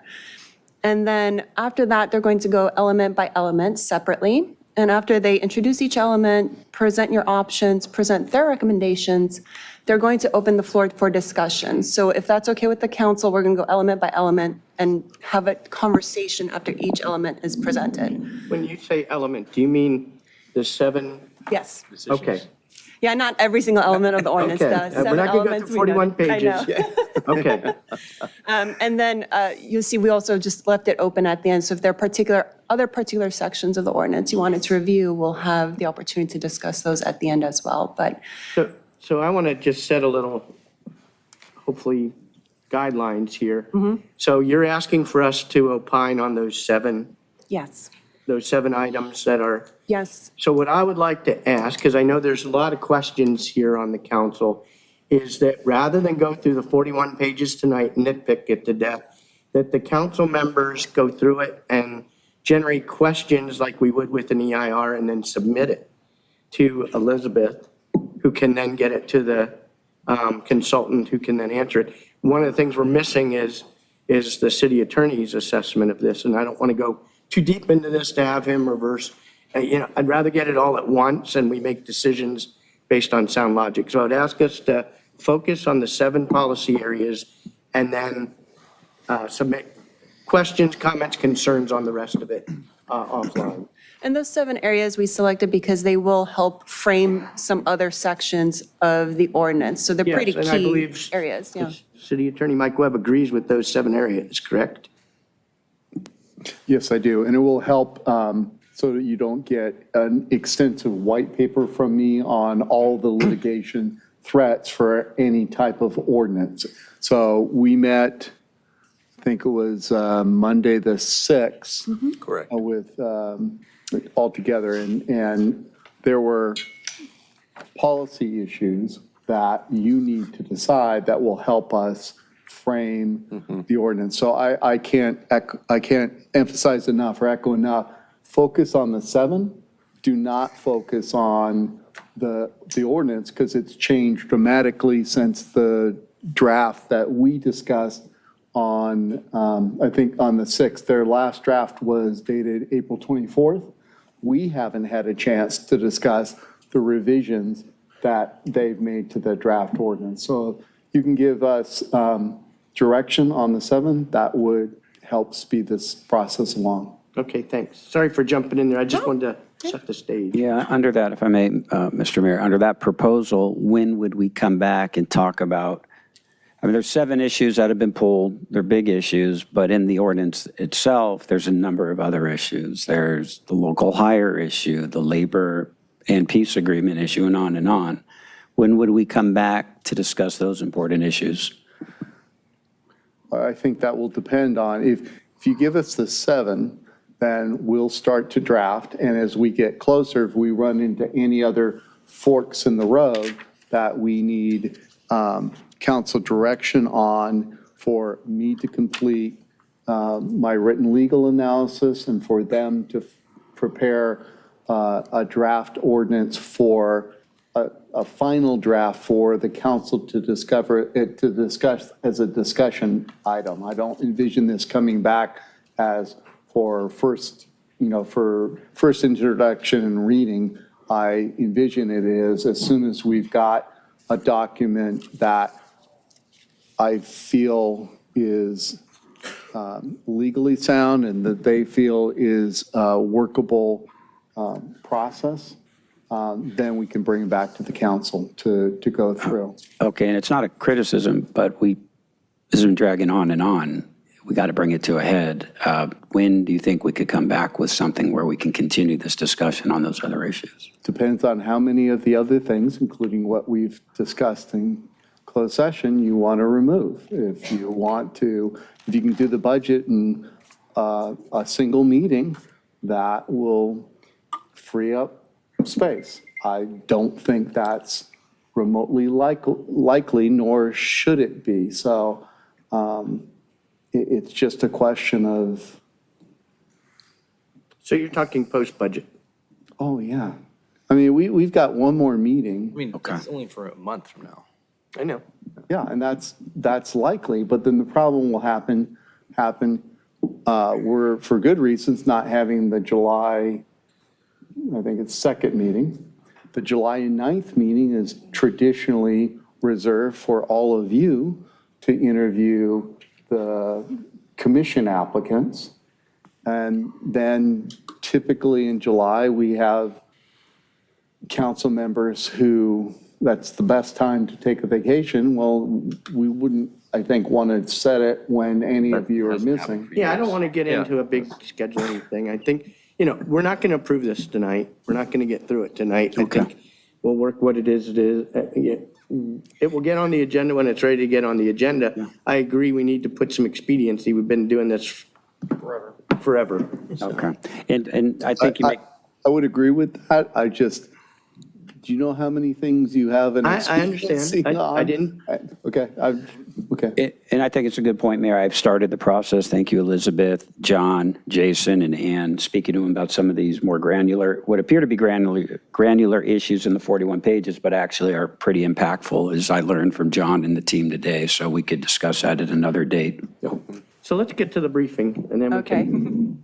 Well, I'm going to hand it over to John Yonai. He's the principal of Terra West, and he'll go ahead and introduce his team, and we'll get started on the presentation. Thank you, Elizabeth. Honorable Mayor and council members, thank you for inviting us to participate with your city and help implement your cannabis program. With us tonight, I have Jason Chang, who will be hopefully directing some traffic to get us focused on the 7 items, as the mayor indicated, and Jane McFerrin is here with us also, should any questions be requested to be addressed, and she can have those responded to. I think on that, I'm just going to get right into it because these 7 items on their own will take a bit of time to digest and go through. I think Elizabeth, hi, thank you. I'm Jason Chang, Senior Associate, Terra West Advisors, having a great experience being on board, collaborating with the city attorney and city staff over the last about 10 weeks that we've been in this hard with them in the trenches. As we said, tonight, is really about framing some bigger ticket issues, which will trickle down and be able to help us with a lot of these other items in the 41-page red line, but just to underscore the importance of the ordinance as the backbone of a successful business implementation process for commercial cannabis. This is something that our firm does regularly. We are here to present our opinions and recommendations for refining the ordinance that's in place currently. And, as you all know, this is a very flexible and dynamic, quickly changing industry. So everything really comes back to the ordinance. So we wanted to present some items that we feel really shore it up and create a more smoother ride once we get through over these bigger ticket items that we want to present today. So here, as Elizabeth mentioned, we're here to just present those big items, hear your opinions, hear some questions. We can provide some insight on our recommendations and how we came to them and answer, any clarifications needed. So our discussion agenda, a little small to read there, but we'll go into each one of those. We've kind of carved those out to 7 main ticket items, and then the 8th, which we've left some open space to discuss any, strangler topics that you wanted to jump into, or, provide us some further follow-up for analysis, for this next meeting. Number 1, though, we'll start off with just, the final direction of the cannabis business types included in the ordinance. The current language lists a number, as you'll see: cultivation, possession, manufacturing, distribution, processing, storing, laboratory testing. These options available to you are to keep this current language, or to craft the ordinance in a way that will allow a streamlined retail storefront and retail delivery, specifically including, at the time being, all other types of cannabis businesses. That is our recommendation after review of the background materials and where the ordinance currently sits. We would suggest limiting this ordinance to only mention retail storefront, retail delivery. Our reasoning for that is for the focus and for the launching of this program to really have real success. And, in our experience in other cities, we're seeing that manufacturing, other kinds of these different business types, are seeing surpluses. We feel at this time, the city focusing on just retail storefront and retail delivery will really streamline the process and kick it off in the right way. Anything to add to that, John? And from a practicality standpoint, as I indicated in our past presentations, when you look at the items outside of cannabis, retail cannabis activities, cultivation, manufacturing, distribution, processing, storing, laboratory testing, transportation, distribution, those are generally services in the cannabis industry that started off by many, many cities in 2016, 2017. Many of our clients who went through those types of uses, because everybody was a little bit fearful of retail, have had maybe a 20% success in those types of businesses opening up, with the majority not opening up and not quite, and honestly, impacting any revenues to the city. Many have gone unnoticed. They're not paying, they're not completing projects. There are many, many issues along that line. So as Jason indicated, we highly suggest that we focus on, or that you focus on, the retail cannabis area. I just had a quick question on this. How can you conduct retail without possession or without processing or storing? I mean, you have it on your shelves. Isn't that storing? It is, but generally when we use that language, it's referencing people who are cultivating and manufacturing, who are storing large bundles, if you will, of product. Unpackaged. Unpackaged. And so that's generally the differential. Because when you look at, obviously, a retail service, it comes prepackaged. You really don't have any manufacturing or any type of warming, if you will, similar to the food industry. Do you need a health and safety license or code enforcement from that perspective? So these activities that we're narrowing in on here are at the end of the supply chain, when the product would be for medicinal use or adult retail use. Okay, thank you. Anybody else have questions before we leave this one? I do. Let's use our, Oh, sorry. I'm bouncing back and forth. I know, I'm sorry. It's okay. Oh, Councilmember Thank you. Jeremy. Thank you. I can be recognized now. Thank you. Before, you had mentioned that this industry is rapidly changing. Are we pinning ourselves into, one type of business too narrowly? Like, will we be flexible enough to adapt with the industry by just having these? You will be, because if you as a body decides at a future date that you would like to add these additional items, you can amend your ordinance, whatever that may be, and you could add them back in. Right. Which would be true with any amendment, right? That's correct. Okay. No other questions? Councilmember Narenheim. Yeah, my only question here on if we remove this, somebody's just going to overlook Redondo Beach. We have an industrial section, multiple industrial sections, Redondo, that would allow for the laboratory testing, distribution, manufacture. And we are centralized in the South Bay. So after we get over this hurdle, wouldn't that prevent us from being overlooked? If we was looking at it and say, oh, their ordinance just doesn't allow it. I personally have not seen that as an issue with our other clients, public agencies within the general locale, where they have a high demand, if you will, for that type of service now. And as I indicated to your fellow council people, you can amend in the future and add any one of these services. You're not eliminating it. Right. If there was. People will overlook us. So let me ask you this other question real quick. Is this portion of the sector filled with oversaturated? I would say that it is due to the. Okay, that's fine. Lack of feasibility, basically. That's all you know. Okay, thank you. Anybody else? Okay, I'm actually a little surprised that all these other ones are in here when you read the rest of the original ordinance. It's like it's a storefront you're gonna sell, right? So the rest of these, I'm not sure how they wheedled their way in there. Let me, before we leave this, let's take a straw man vote, not binding. We could do multiple motions too on each individual. Yeah, but I don't want to go to public comment before. So I want to do a straw man. How many are for the recommendation? Go ahead. But what if the public comment, because I see some experts here, informs whether we include. We can change that later. I just want to get a feel right now.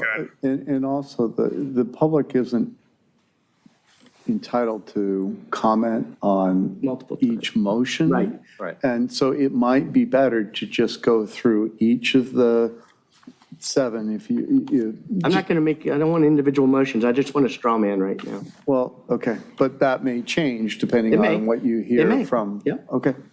Okay.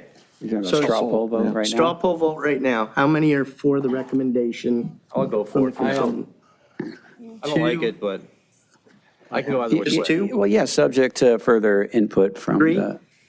And you're against it? I think about the Galleria and what if El Catterton doesn't come through with the money to rebuild it? Now you got this big box and a lot of space. Okay, I got it. Retail's I going just down wanted the a straw man. drains, so. Just wanted a straw man vote. Green space. So 2.5 to 2.5. Okay, let's go to the next. Thank you. It's got that glass ceiling. The next item we want to put in front of you is just direction Mine's on hanging, Chad. the process for considering allowing permittees to relocate business operations following permit issuance. The current language says that permittee shall not relocate, move, or otherwise alter the location of its operations from the specific area so identified without obtaining prior approval from the city. And, we could keep this. Number 2, expand and better define how approval for relocation is attained and have that location be at the discretion of the permit administrator, which is defined as the city manager or his or her designee, given compliance with location and zoning requirements, or expand and better define how approval for relocation is attained and have approval of the new location be at the discretion of the city council, given compliance with location and zoning requirements. Our recommendation after talking this over was to, number 2, expand and better define how approval for relocation is attained and have approval for the new location to be at the discretion of the permit administrator, given compliance with location and zoning requirements. As a general recommendation, we've framed in this red lines most of the administrative or compliance matters to city staff and the permit administrator, with city council providing oversight on the bigger items. And this, again, is just one of those things that once we know your direction and how you like to go forth, that's generally how we've in our best, culmination of all the discussions we've heard at many levels. What is in the interest of the city council is to maintain a firm voice in this process, to have final say on bigger matters, but not get tied into more administrative or compliance-based issues. So I'm inclined, I think one of the biggest decisions the council is making this on is where something would be located and what it's impacting. So to let them move without council input seems counterintuitive to me. But with that, I'll open up. Nils, is your hand? Yeah, I fully agree, not letting them move. I mean, a minimum of, in a particular location for a few years, 3 years. If they wanted to change, they have to go through the whole process again. But if, say, for instance, the place, exorbitant rental prices, the place doesn't work, too many issues with neighbors. We've got to think about the neighbors. If there's too many issues, become so popular, wildly popular, that the neighbors are like, hey, listen, parking's out of control. Can you please move down the block with a lot more parking and it's available? Why should we say no? Bother the other neighbors, is what you're saying?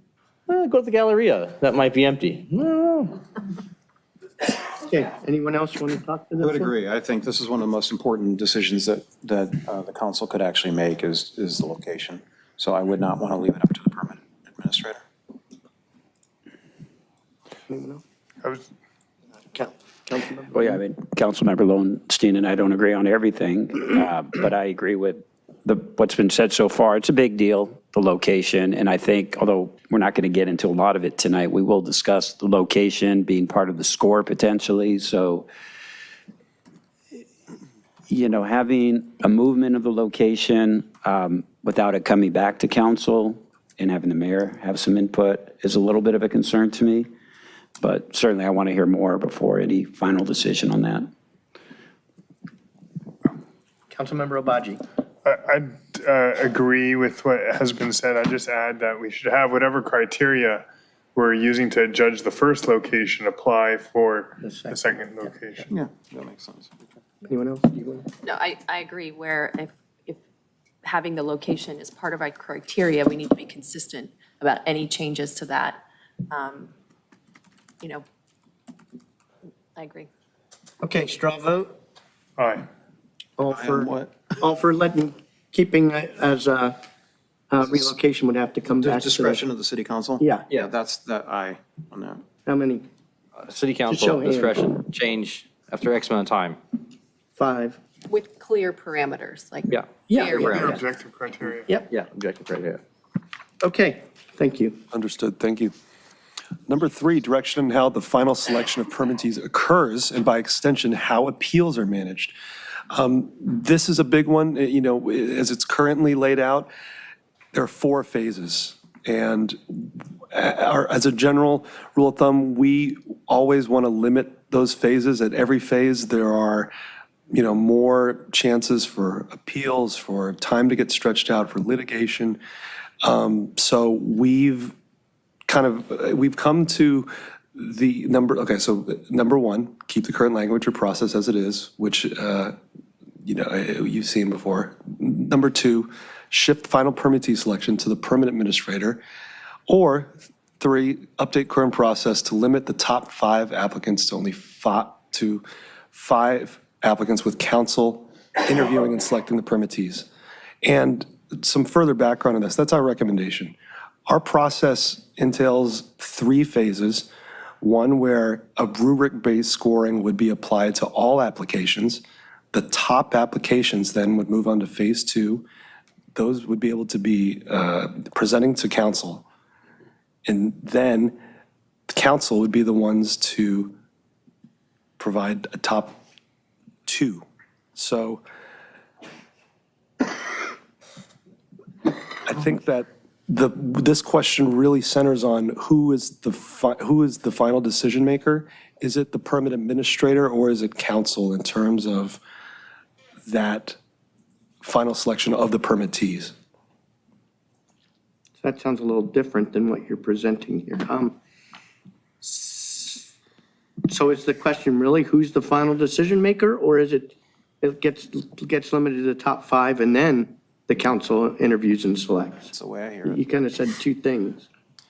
We would propose that and suggest that you consider using the rubric, applying that process to get the ranking, if you will, of those applications, and then the top 5 would be submitted for your consideration. What if there's a big gap? Could it be the top 3?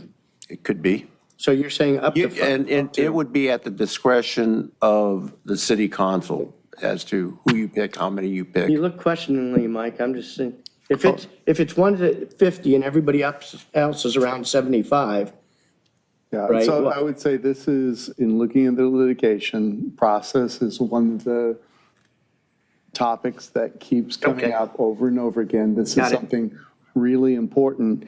And I actually favor a slightly different version because there are issues with, like 3, with the council interviewing and selecting the permittees. Well, then is the council throwing out the scoring rubric? Because if it's more subjective, the more you're going to have a legal challenge. If you could say up to 5, well, then you're guaranteed if he sends the 3 that we're going to get sued by, 4th and 5th applicant. What I'd like to explore, if the council's okay with this, is what the council has a long history and does well and has done well, and we've not lost a case so far on it, is hearing appeals from decision makers below on due process issues. And it would seem to me that if you had your permit administrator or designee rank the top 5 on the scoring rubric, then it wouldn't be entirely discretionary. It'd be you sitting as an appeal board, like, did they somehow misapply the scoring factors? So that's just another, which is they make a decision, but you put in the rules, any appeals can go to you as opposed to can only go to Superior Court, and that you're just applying to see whether or not the permit administrator misapplied the factors. But those are all, there's no perfect way to do this. You have to decide, Okay. how you want to weigh, how you We want to also do process. source selections. The council does the final source selection, so. Yeah, it's different if, like, in terms of contracts, because you have unfettered discretion. Here, you may not have unfettered discretion, and you're going to get challenged if you don't follow. Well, I mean, we use a scoring system in source selections too, so. It's up to you. I got it, I got it. I just I think mentioned, I'm not we can trying do to it. We can do it a convince number of this different way. ways, none of them are perfect. Right. Councilmember Narenheim. So in going through I don't see our city treasurer here, or not treasurer, finance director here. We just went through a site selection, a vendor selection for a new audit group. We were assigning points. They brought to us, as a subcommittee, they brought to us only a selection of the total. I think as long as staff and other members, whatever process before us gives a criteria and gives us points, you're giving us a top 5, and that shall be ranked according to the top 5, right? If there's a tie in there, we'll have a tie. If there's 5 points difference, 10 points difference, 1 point difference, 200 point difference, that level to me is what it's going to be. And in effect, this is the release valve that I've heard so many times used before to do effectively a built-in appeal to the council. So in case somebody, number 3, says, I should have gotten 10 more points for this, this is the reason why. But then it also gives maximum discretion and flexibility and control to the council members in their neighborhoods, their neighborhoods the most and best, to be able to say, no, actually, this actually does not work, or this does work. So I as long as it comes to us in a ranked form, top 5 in an order, I'm fine with that. And the key will be, whatever ordinance you pass, those are two slightly but significantly different approaches. The one you appeal, hey, did they misapply the factor? The other, you have discretion, you can pick any of the 5. Well, you can be sure if you don't pick the top one, if you go to number 4, we're going to get sued by the ones before. And that's just something for all of you to consider. And what are the rules that you pass for the judgment? And I think even, and Ms. House can mention, she has done a lot of work, and there was a approach that neither staff nor the applicants liked, and in part because it came that all the vendors, all the applicants didn't get an equal amount of time because the questioning was all focused on 1 or 2 vendors or applicants. Councilmember Barron. Thank you, Mayor. Mr. City Attorney, under the process you described, did you say the permit administrator and their designee would select the 5 or would select the 2 that were highest ranked? And then appeals from all of those could be reviewed by the council? That is one. I just wanted the 4th option. So they would select the 2. They'd rank 5, select the 2, and then all of them could appeal. Now, the downside to that is if no one appeals, then the council doesn't get to hear it. Right. So it may just be you want the 5, you get to decide, but you want to be very specific on what level of discretion you're exercising. And the less discretion, the unhappier your residents may be because you know them best. On the other hand, the more discretion you give yourself, the more likely we're to get sued. So it just, I want you to factor that in because there's no perfect answer. And if I'm arguing for one, if it appears, I'm not. And I'll just say what Councilmember Narenheim had to say resonates with me. I mean, we are the city council. Ultimately, this is a big decision. Shouldn't we be the ones who decide which are the 2? And then on the other hand, it's what's being said by staff and our consultant of, hey, the more objective a process you have, the better, right? So if somebody goes through the process and the permit administrator and designee rank them, this is a 1,000-point applicant, this is a 900-point applicant. That's pretty objective. If it comes up to council and we say, well, we're not going to pick the 1,000-point applicant from the top 5, we're going to pick the 600-point and 700-point, and we don't have like some criteria to justify that, then we may fall into that 30% plus category that Mr. Yanai mentioned about litigation and what have you. So I'm not saying we won't take on litigation, but how do we protect ourselves? And, maybe there's more that could be said tonight on that criteria so the council can have some input. Do we go with what the city attorney is speaking of, where we're like the appellate body, in which case we give the permit administrator and their designee a lot of power, for lack of a better word, in deciding who will be the operator. So I'm a little torn. Okay. Councilmember Obaji. What if there are not 5 great applicants? Can the city manager select fewer than 5? That was my original question. That was your original question? Kind of, yeah. If somebody's like 50.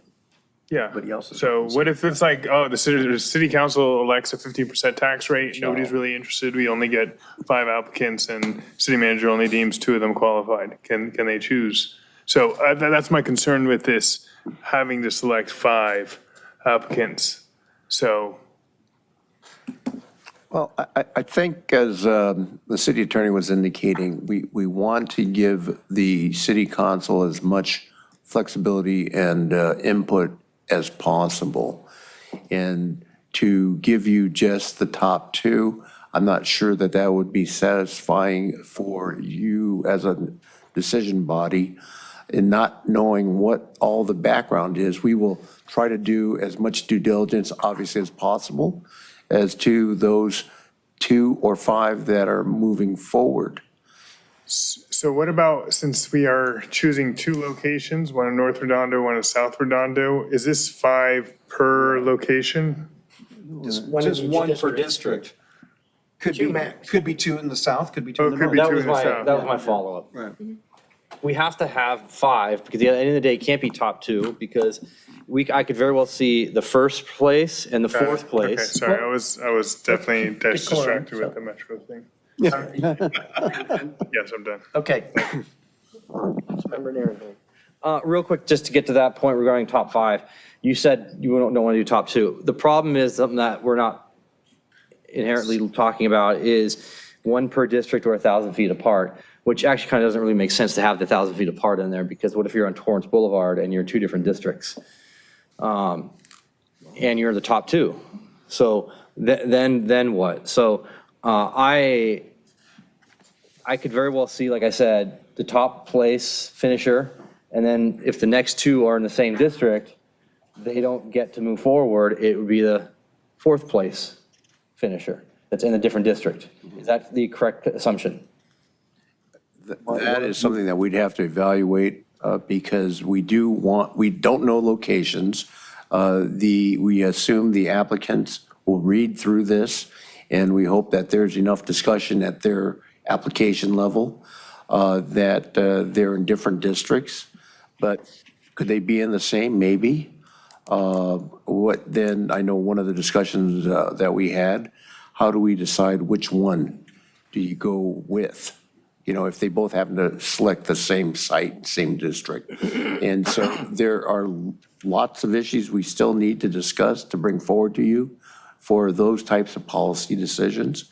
But we just want to get this discussion started now so we can move forward. Well, one thing that will help, because there are 2 choices or 2 generic choices. Maximum review, so the 5 instead of the 2. But then if you get 5, what's your standard? Is it applying the same scoring rubric that staff used for ranking them? Or is it more discretion? More discretion will give you greater more power. potential lawsuits. But more lawsuits. And that's what I'm saying. These are big issues that you have to direct us, because we are going round and round with these. And it's like, okay, it's not our place to decide that. And we can get to the ordinance if we get a sense. So, I'm hearing. We'll give you the direction. Yeah, that's what I want. If it's like, okay, we want all 5, and then we want the top 5, and here's how we want the discretion to read. And then my legal opinion will say, okay, here are the challenges with more discretion or not. Okay. Go ahead, sir. Go ahead. No, I was just going to say, I personally favor the rubric. The only concern I have is if everything is great on the rubric except the location is egregiously bad, then we have an issue, right? Because we may say, hey, they're a great operator, but we really don't want this. Well, it would be within your rubric, but Well, I want no. to caution folks that, I've done hundreds of source selections that had a rubric associated with them.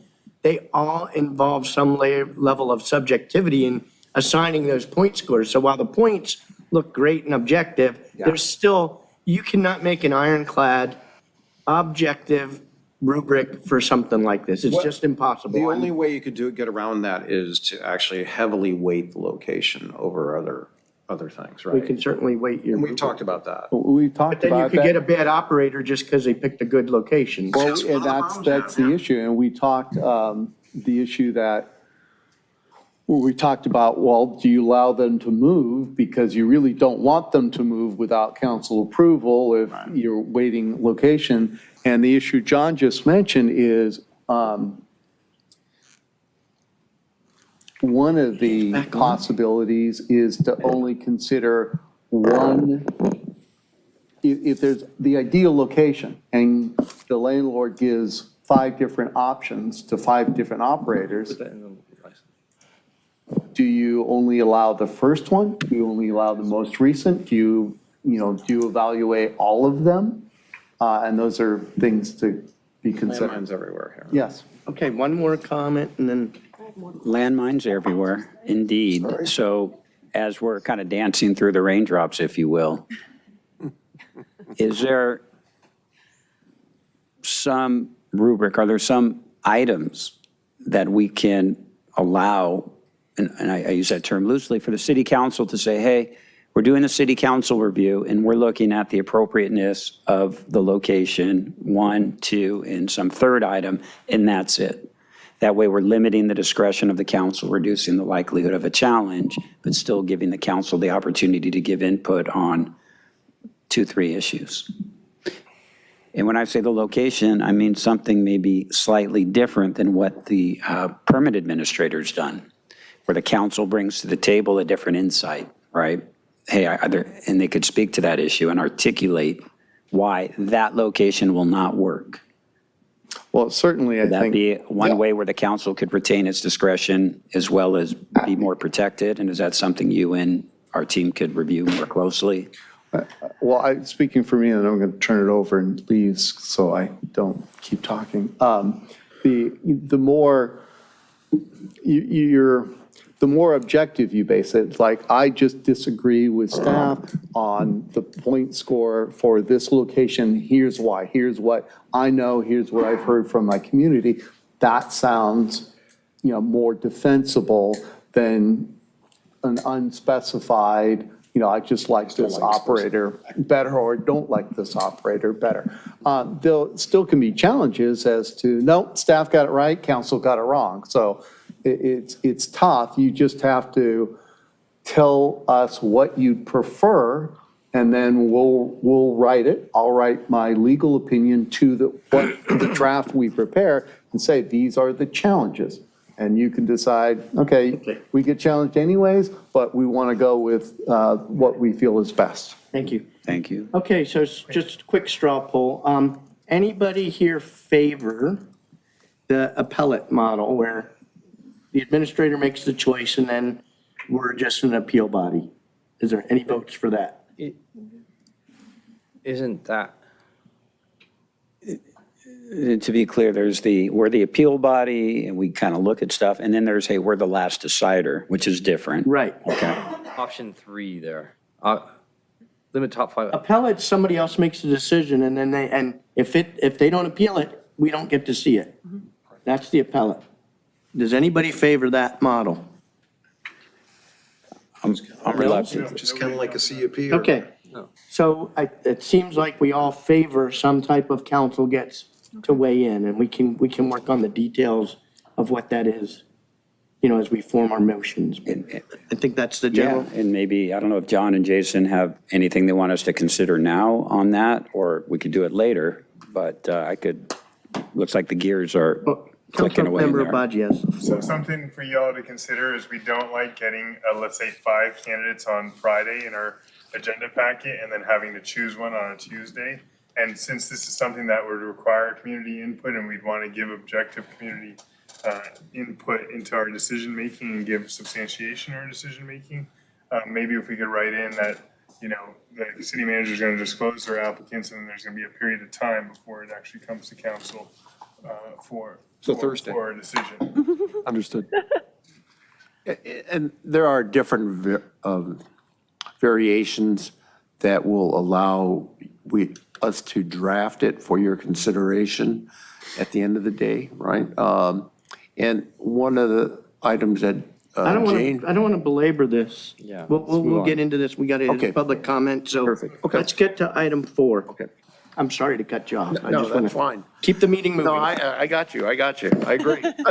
Number 4, direction on the length of the CCB permit term.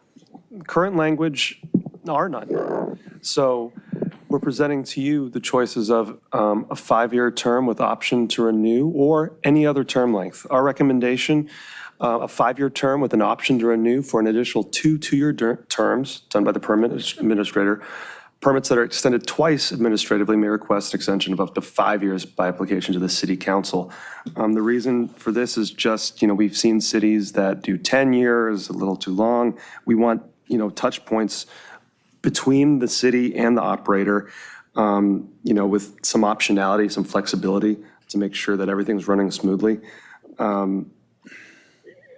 This is what we came to with our discussions with city staff and our internal staff as the best option to present to you today, but we've seen, again, it could be shorter, and that would just be, this is a time period that allows, some operation, some proof of concept, some success to come through, and then by, discretion of the city to be able to renew those.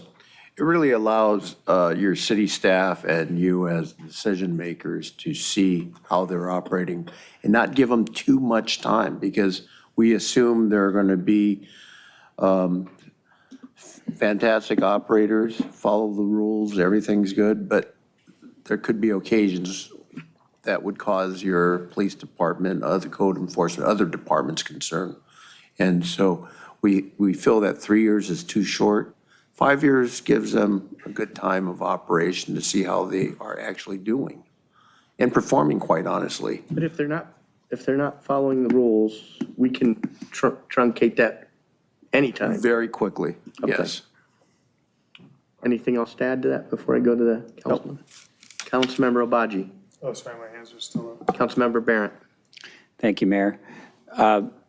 For this item, the permit length term, I think it's okay in concept for there to be the option to extend. I think it should be at the discretion of the city council, not the permit administrator, just like we have that discretion on our leases and other items. And within the sole discretion, so we don't have an issue where the city council, if it ends up being a city council decision, says we just don't want to renew this. If it's in the city council's sole discretion, then so be it. If it's not, then we could run into that problem area that's been discussed. So those are my thoughts. We've got 4 other city council people and a mayor. They may have different or additional ideas. You're back. Yeah, I favor TWA's recommendation, because if a cannabis retailer is a problem shop, then the city manager and the program administrator is going to know about it well before the 5 years come up. And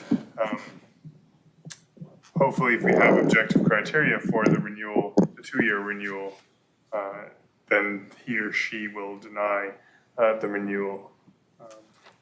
But for a long-term deal, I think we'd want council on. That's it. Thanks. Okay, Councilmember Narenheim. Yeah, I favor TWA's, Tier West. Reminds me of the old flight company. I like your suggestion, and the reason why is it gives us some checkpoints, and if it's a good operator doing really well, they can just do a 5-year application to city council. Like, it gives both flexibility, discretion, and control on check-in points, but also not too arduous, so that, hey, listen, I mean, they're doing a great job. Why go through the hassle of everything? So just keep moving it along. If something good is go on. If not, you can deal with it as such. So I like that. Councilmember Kalajevic. Yep. For the 5-year term, is that industry best practice? Just wondering how we land on 5 years. Seems like a long time for me. It varies between generally 5 and 10 years. I've seen some at 15. When you enter into development agreements, there's some controlling language in that, which obviously you're not doing anymore. You pass the license. So we recommend it as somewhat of an enforcement tool for you to look at a shorter time frame so you can evaluate it. Although in the ordinance. Recommend 3 or I'm sorry? 5 is your minimum, you're saying? Generally, we would suggest that, but if the council felt that a shorter term like 3 was more appropriate, there's certainly no reason why you can't do 3, 3 and 3, or 3 and 7, or 3, some combination, so. 3, 1, 1, 2, 4, 7. Pie. Is that pie? Oh, sorry. Yeah, that was my. Councilmember low end. Yeah, thank you. I would say 5, partially because of lease agreements. You're going to have a minimum of 5 years to put in improvements and everything else. Otherwise, if it's 3, we may not get an operator that wants to put tenant improvements in. And 5 years is kind of the sweet spot. No way, 10 years, it's way too long. 3 years, I think is too short. It's 36 months versus 60. So I think 5 is probably the right, and I'm fine with the permit administrator, because I think we're all going to be in, council's going to be in sync with whoever the permit administrator is in terms of who's a good operator, who's not a good operator. So that would be Okay. my Thank you. So straw poll, how many are for the administrator doing the extensions? I am not. You're changing it. The Yeah. TWA recommendation is administrator making Yeah, a that's what they 2-year said. extension, but the council making a 5-year extension. Right.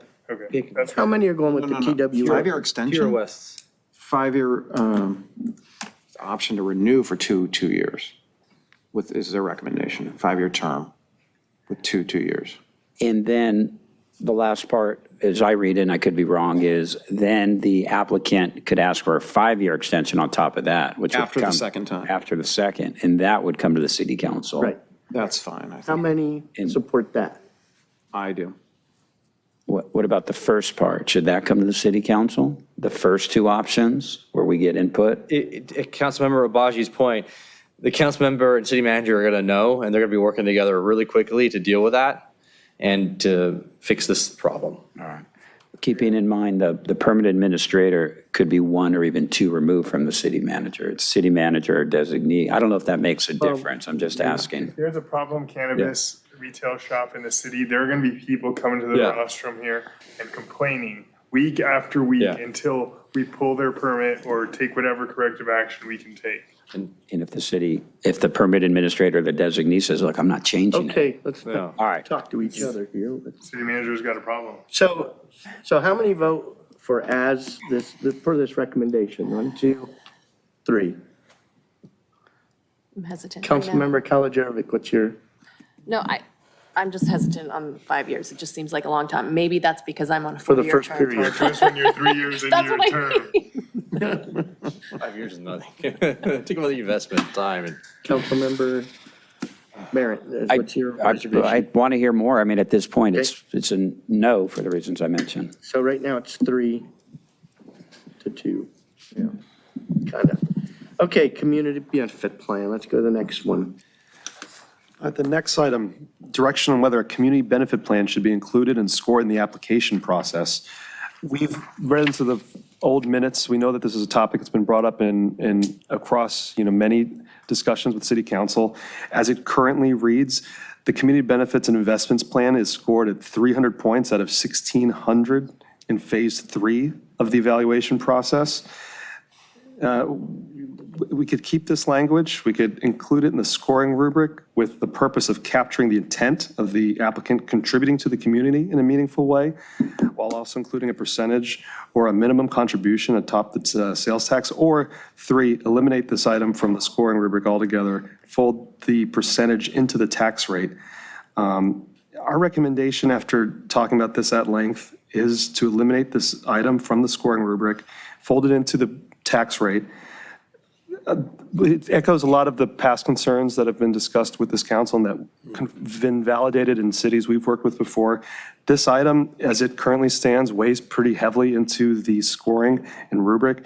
It's hard to score. It's very, very subjective. It's hard to enforce. And there's not really the language crafted to have total transparency. Our recommendation would be, rather than to put this as a huge part of the rubric, to remove it and to include the community benefit aspects in another form, which we'll get to at a later item. I don't want to step on it, but it's to increase, at a percentage of the community benefit funding as a part of the cannabis retail sales tax. So that's our recommendation. Anything to add, John? No, that's all I have. So I'm a little concerned. I was actually pro, a community benefit plan and scoring it. But after thinking about it more, I think it turns very subjective, as you stated, and very political, because it's what charities or nonprofits or community organizations are you picking? And, you know, obviously the council has feelings on that could enter into it. So I actually changed my mind on this overall. But I'll go to the council. Let's see, Councilmember Narenheim. So now I am not in favor of taking this out at all for a couple of reasons. It gives the council the discretion, the flexibility and control on the selection process, as well as staff on exactly those 3 points moving forward. If they are adhering to their community benefits plan as they currently stated, or as they stated in the contractual obligation, then we can sit there and say, okay, great, continue on. But if you aren't, it's one more tick to the box of not being a good operator. You're not doing what you said you would be doing. And when the review comes up a few years in, hey, sorry, it's one more thing here. We have people coming down crying, moaning, bad operator, you're not following your community service plan, engagement plan. Yeah. And most importantly, I think it'll show the companies that are invested or organizations that are invested in the community moving forward at an early start and get the community engagement. I already know of one location in Redondo that has started doing a community engagement, and they are clearly showing that they want to be invested in the community long-term. That says a lot. It's not just a business coming in here, outside business coming in here and saying, we just want to do business here and take money out of here. We're here, we're trying to integrate, we're trying to be a part of the community. We don't want to fail, we want to be a success. And if there's a problem, they face the political rapture of the public coming down and pointing and saying, this is so-and-so, don't support them because they did X, Y, Z. So I fully support keeping the community benefit plan in place as is, and we can hold their feet to the fire. Yeah, I think if, There are two, maybe, I apologize for jumping in. That's different than the neighborhood compatibility plan. So this was the money that they voluntarily pledged, and there's, you know, if they don't pay it, there's nothing you can do until the extension. So it's not so much the outreach, it's the extra 1%. And ultimately, if you melt it into the tax rate, it's you who are elected gets to decide where is best to spend the money. So I'm not disagreeing with you. I just want to make certain it's different, because you were talking about outreach and everything else. It's exactly, as Mayor said, it becomes political. Where does this money start being used in the budget, right? We brought in, say, 100 grand. Where is this going to be used? I don't want to set the tax rate very high. I think 7% is high.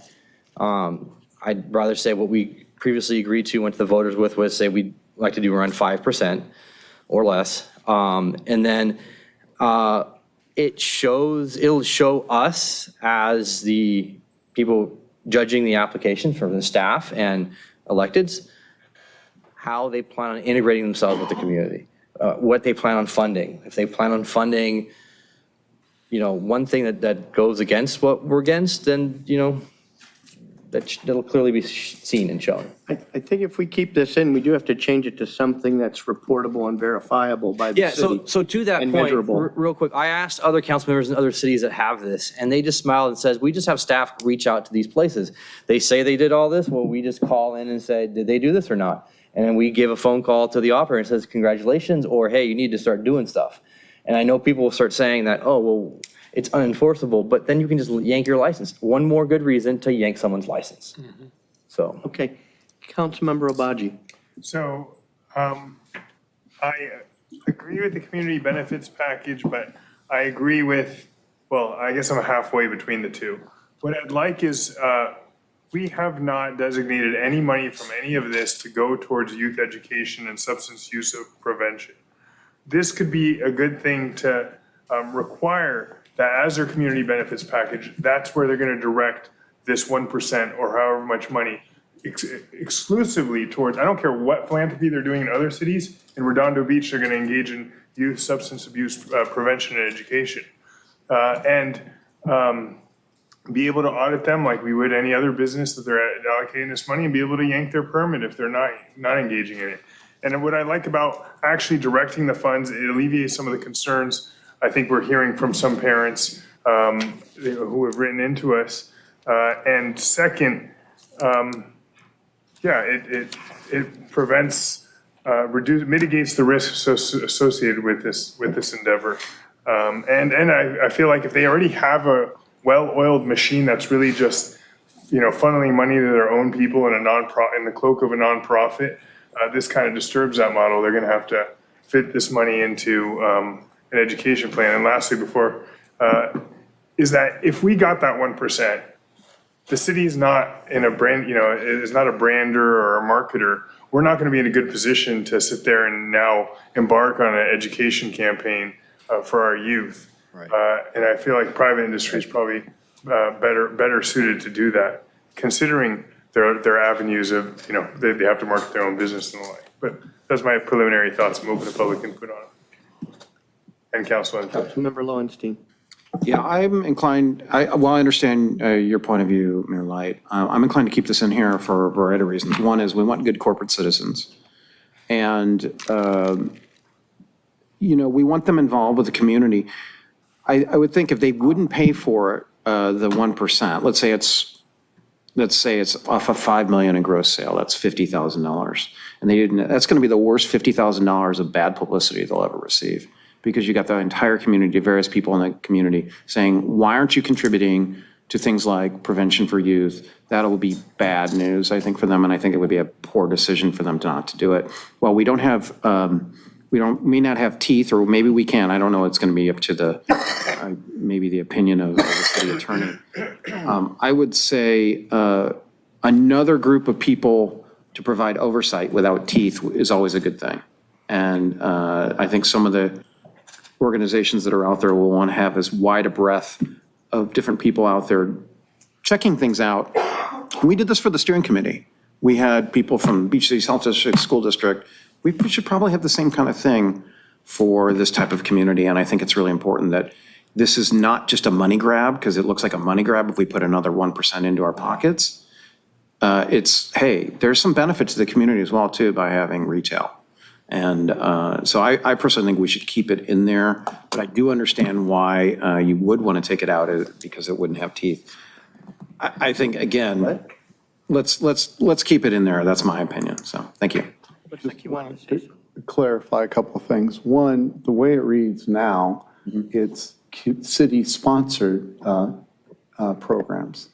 So it's a voluntary pledge to pay to city-sponsored activities, it's not paying to outside nonprofits or anything else. So you could limit it, which city-sponsored ones. And the only thing I disagree with, we can't yank their permit for failure to, you may be using it, you may be paraphrasing. You can deny their extension, but you can't yank their permit if they don't pay for it. So do you want to? The way it's written. Right, and so do you, well, it's a pledge. It's not, if the money is going already to city-sponsored activities and you want it to be, it's not so much the way it's written, it's like if you want it to be mandatory, why is it not a tax? And, you lower the tax if you're going to keep the 1%.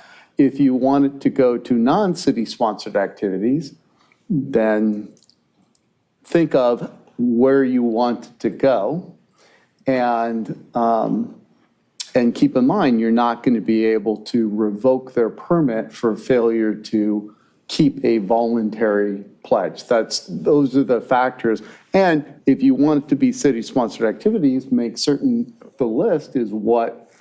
Why can't you say they have to put 1% into, education, nonprofit, whatever, community stuff? Why can't you say that's a mandatory, not a? Well, do you want to do that? And so you could do that. I haven't researched that. I don't know that. Well, come on, get on the ball here.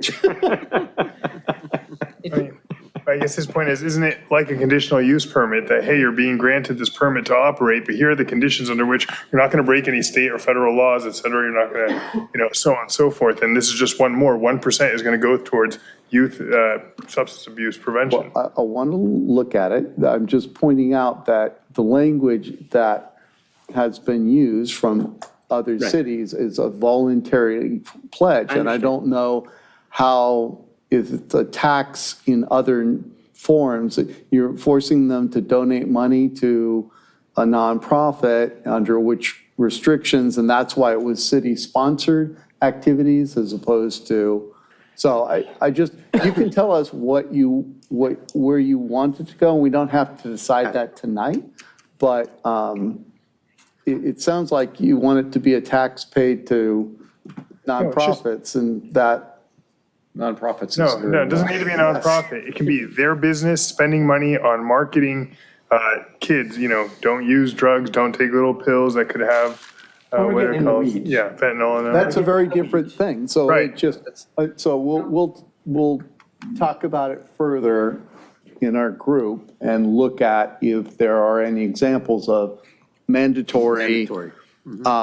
Because before it was giving to other causes. The way it is right now is giving to city-sponsored causes voluntarily. And if you want to include what they spend to promote certain things and do it on a voluntary basis, then.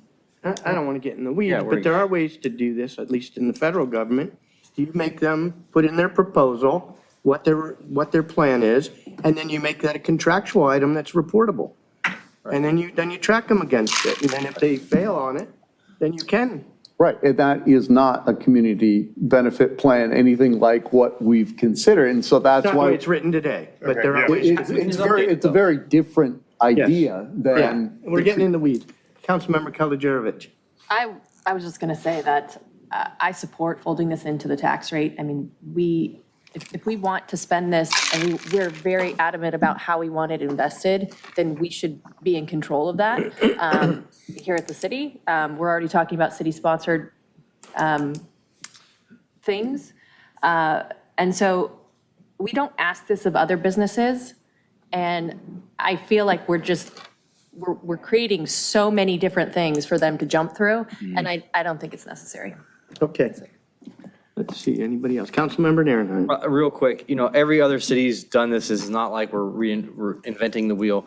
I'll just say that look how long it took for us to come up with a logo. So I'll just say. Suggesting we send this out to the public? I say we have a contest.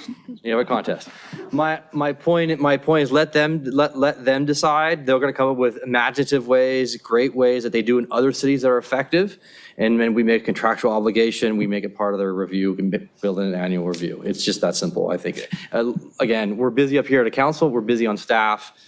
They don't have the time. Elizabeth, sounds like you want to say something. Yeah, I just want clarification. Do you want to keep it as part of the rubric? Well, that's what though? I'm about to. Yeah, Okay. okay. Okay, so I'm going to give you three options here for straw man. One is it goes into the tax rate and the city administers it. No. Yes. We go. What are the three options? You'll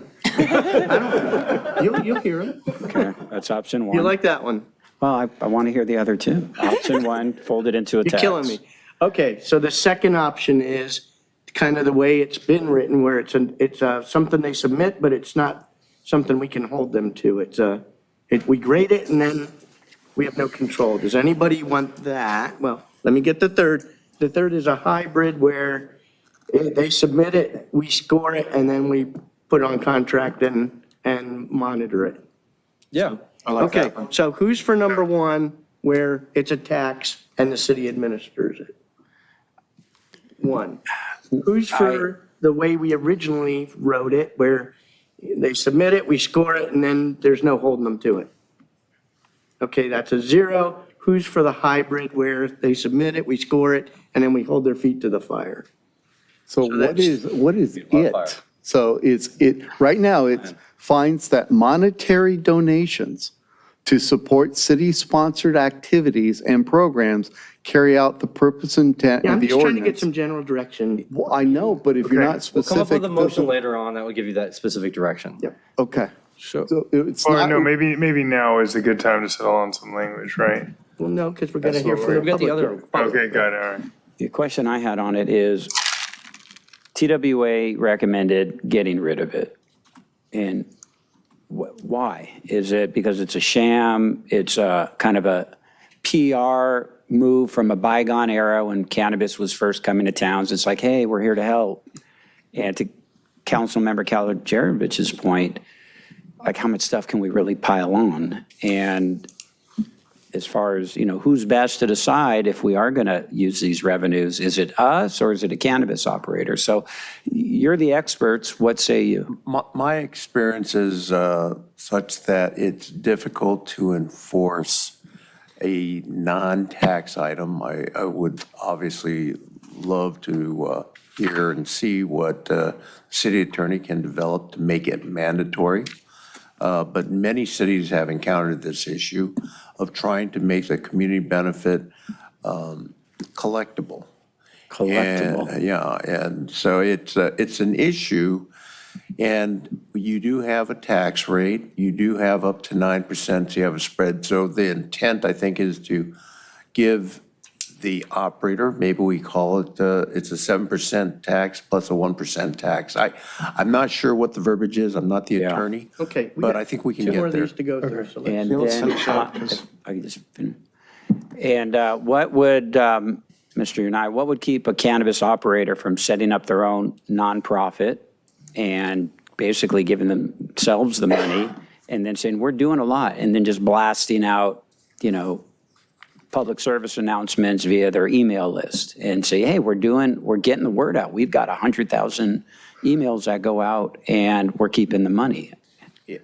Obviously, we'd have to put in some type of criteria in the operations and management of the continued management and operation of the facility. Yeah. Where we see what activities are taking place and how do you enforce those?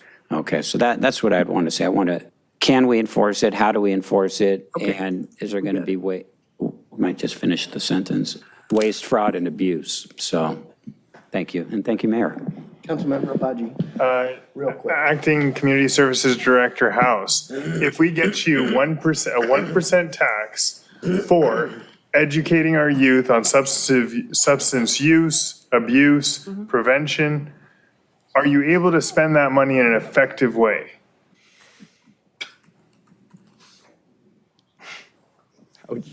That is a loaded question. I mean, you're new in the position, you got like a whole week on the job, right? Could we use more money for teen education and programming? Sure we can, but I have not had a moment to sit down and decide what that programming would look like. Right. And that's where we need that direction from council. So, We could also partner with the local school district. We can find partners to help us carry out these programs. So it's not Okay, solely up to let's staff. keep Okay, moving. all right, thank you. Item 6. Transitioning nicely into the cannabis sales tax rate. None yet is selected, though council has the ability to choose from a range of 3% to 9%. So the options we wanted to put forth for discussion today is any tax rate between the 3 and 9%, or as we just mentioned, a sales tax rate that incorporates a community benefit aspect into this. We present a 7% sales tax with a 1% dedicated to the city-managed community benefit fund. Some background on this is we looked at a lot of different California municipalities that allow retail and delivery, try to pare it down to communities that are very comparable to Redondo Beach in terms of, tourism, in terms of demographics, in terms of, location by the water, tourism. So these ranges go from 5 to 15%. We've presented some options to you where, we feel that 5 is the floor. We have some cities, some case studies where other cities such as Palm Desert started at 10, later reduced to 5 because of, struggles with operators paying their taxes. That's not the whole picture of why, but, that's kind of the floor of where we'd want to recommend because, we want to set this program up with the funding to, with all these, auditing, all these compliance, all these onuses, these resources that are needed on the city's end to make sure that this commercial cannabis programs run smoothly and well for the long term. we just wanted to make sure that this is the mechanism for the city to pay for those staff consultant hours for all of that to happen. So that's where our recommendation is based out of, but certainly open to discuss and answer any questions on that recommendation or the pros and cons of any other rate between 3% and 9%. I would like to add to that, the discussion that we had internally and coming to the conclusion of basically the 7+1, if you will, was obviously for the 1% for the community benefit. The 7%, as we looked at other cities and the struggles that they're having and their reduction, we understand that. However, I think Redondo Beach is in a unique position. You are a destination. I don't believe that you have sufficient population of cannabis users that will get the sales and that these retailers would be totally reliant on. And so when you have visitors coming in, to me, it's very similar to paying a hotel tax, and it's 12% in one city, it's 20% in Long Beach and Anaheim. You're there for a reason, and you're coming out here to enjoy the beach, the weather. And so when you look at a purchase, let's say it's $100, $200, is there a big difference that the buyer or participant sees between 5% and 7% or 8%? It's 3 cents, or it's $3. So they're just not going to see that as an outstanding amount, and it's not going to stop them from the purchase. That's why, quite honestly, there's so many liquor stores around, because otherwise we'd all be going to Vons or someplace else or one of the other liquor outlets, wine outlets to purchase, because people are, there's a word and I'm losing it, when you're out shopping, you just automatically grab for it. And so those are the types of things that I think you have the opportunity to capitalize on because you're a destination. Yeah. Okay, Councilmember Lowenstein. I would agree. This takes me back to my marketing class on pricing, product, and placement. And it basically was, you know why hotels charge more for food? Because they can. People don't want to leave the hotel, right? And it goes the same thing. I don't know anybody that's going to say, I'm not going to buy in Redondo Beach, I'm going to go to Carson because they're charging 5% and we're charging 6%. If it's on a $100 purchase, it's an extra $1. You'll burn way more than $1 on gas. It's not freedom. But the same context, I think 6% is more tolerable. It's a little bit more than 5%, which is what, Lawndale? Not Lawndale. 5% was. Well, Long Beach is looking at it, reducing it down. There's a bunch of larger cities that have, I think, been lobbied very hard, and they see that they're dealing with a black market also, and hearing from the operators, so that's an issue. So, Jason, let me ask you a question. You said retailers are having a hard time paying for this. That just, to me, it's like, it's crazy. Why aren't they withholding the tax rather than putting it into their general fund or whatever it is? I can understand why it might impact the sales, but if they're not paying the tax, they're either not going to pay it at 5% or 8%. They need to withhold the tax. It's on their responsibility to be able to do that. And maybe they're using it as a lifeline or a life preserver to keep their business afloat, but they're going to have that problem either way, I think, whether it's 5% or 8% or 10%. Is that, am I right in saying that? What am I missing here when you say they're having a hard time paying for it? We just, when it comes to, these, could you rephrase the question so I make sure? The question is that you said people are having a hard time paying for it. Well, it's the consumer that's paying for it. It's not the retailer. It's charged to them. Just like sales tax or anywhere else at any retail establishment. I don't have people saying, gosh, I wouldn't be in business because I can't pay my sales tax. It's like you withhold it. And if you don't do it, that's your responsibility and it needs to be collected. Yeah. So maybe I was misunderstanding how you were phrasing it, but maybe you're just saying maybe they're using that to survive. I don't know. Yeah, I agree with what you just said. Yeah, okay, thank you. So again, my preference is 6% plus 1%. Hey, Councilmember Narenheim. Yeah, just because you can do something doesn't mean you should be doing something. You know, when we went to the voters, we talked about a 5% general tax, what we're going to be doing. It's kind of a bait and switch. The state is reducing fees and licensing costs. The industry, many people in the industry members are asking, some of the industry members, I should say, you find that, are asking for a bailout of sort. Other cities, like you said, are reducing the pricing. It only makes the end product more expensive, which makes the black market more appealing and cheaper.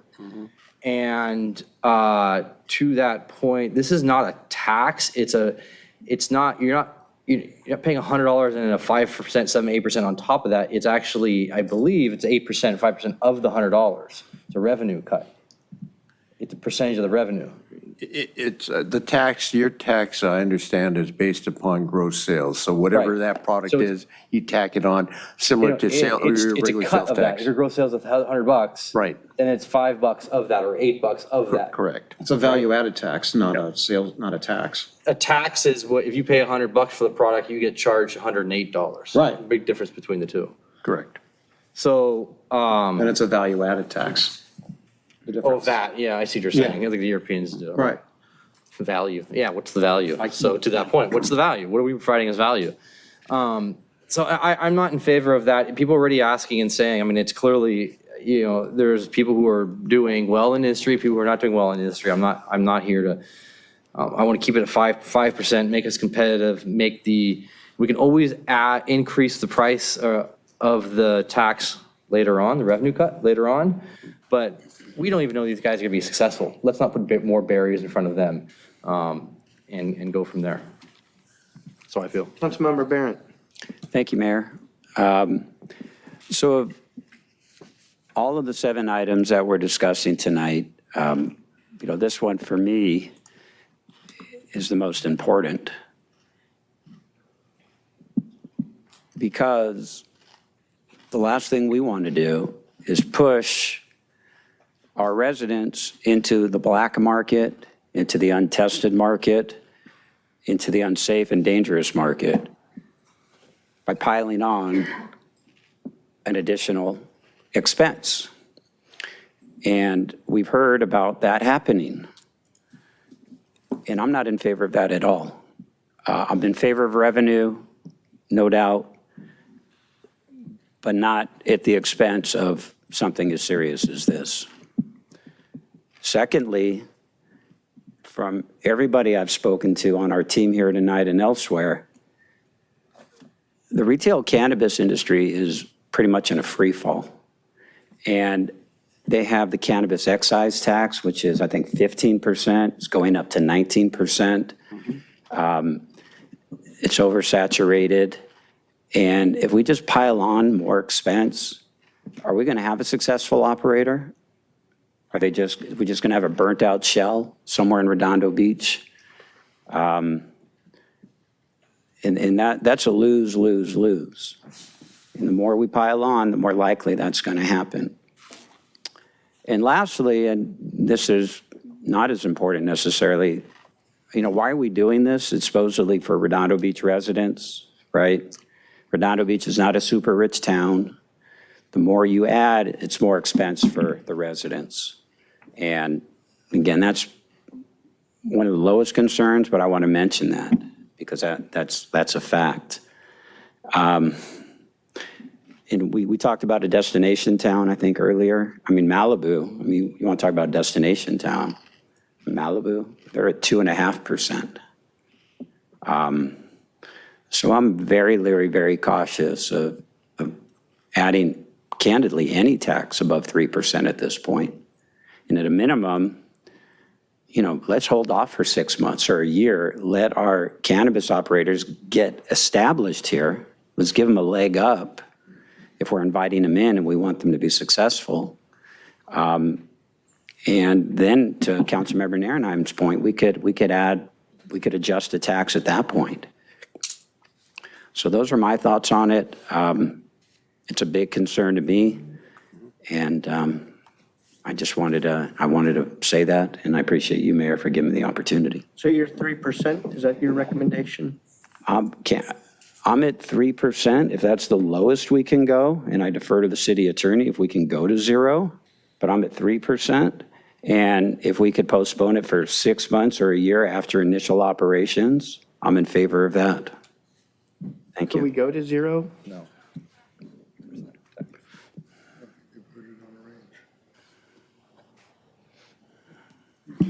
I don't believe so, but I haven't finally researched that, so. Thanks. Councilmember Kalajerovich. Well, Mr. Councilman Barrett made some really great points, and those were all mine, and I agree with you completely.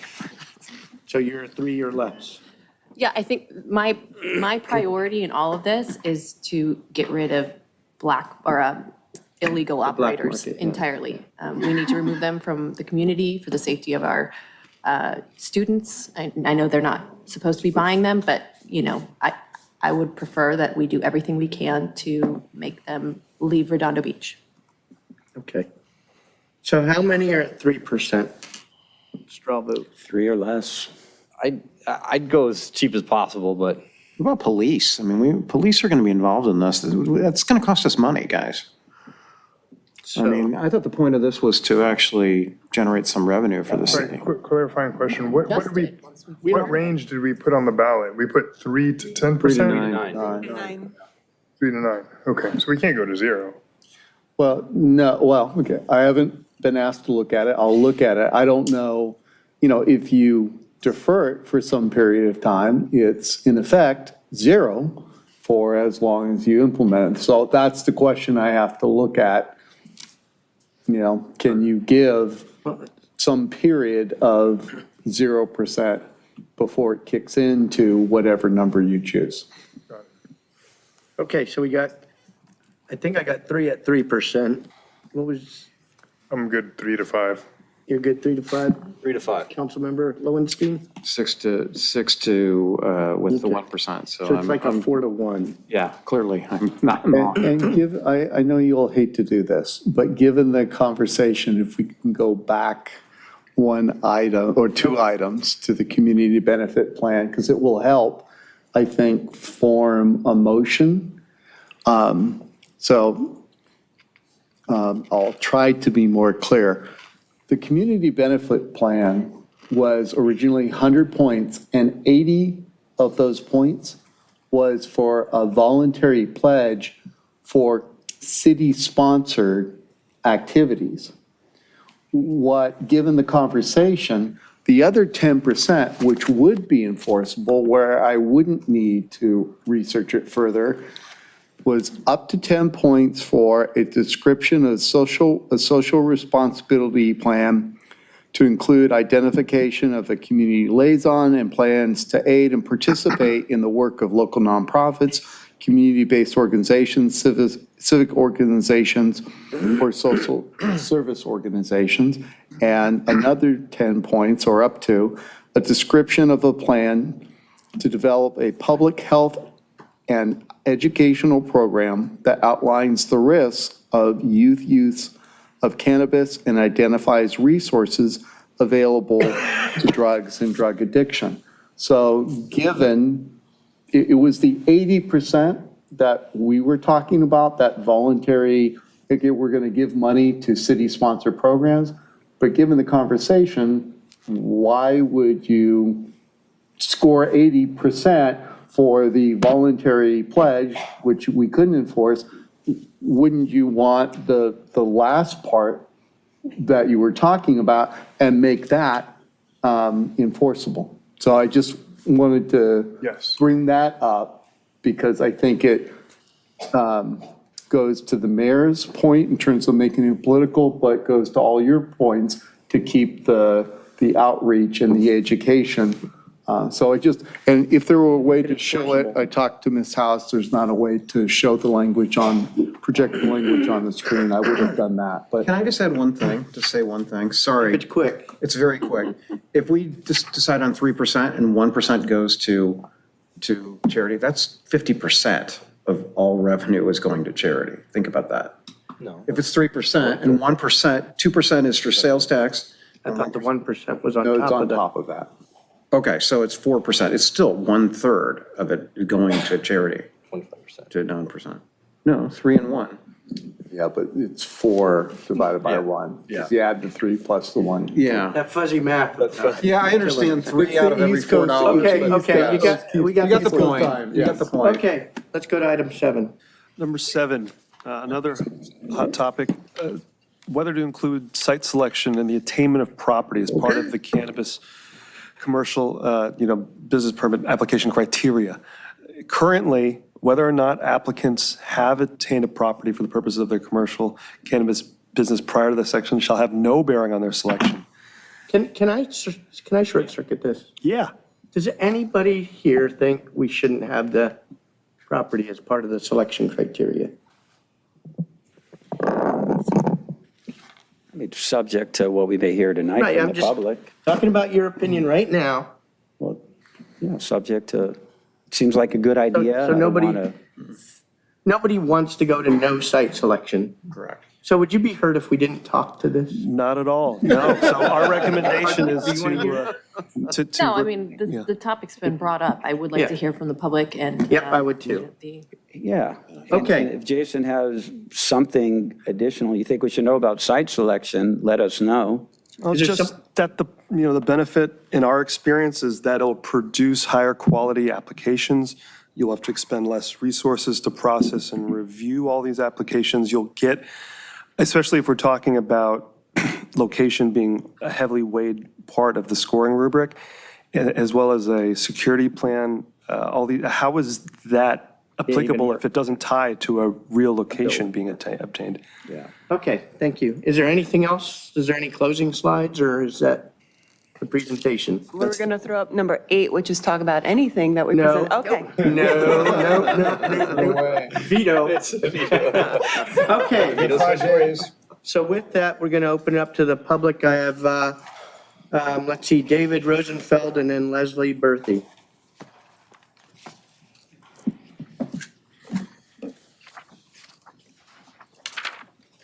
Hello, Mayor and Council. David Rosenfeld, District 2.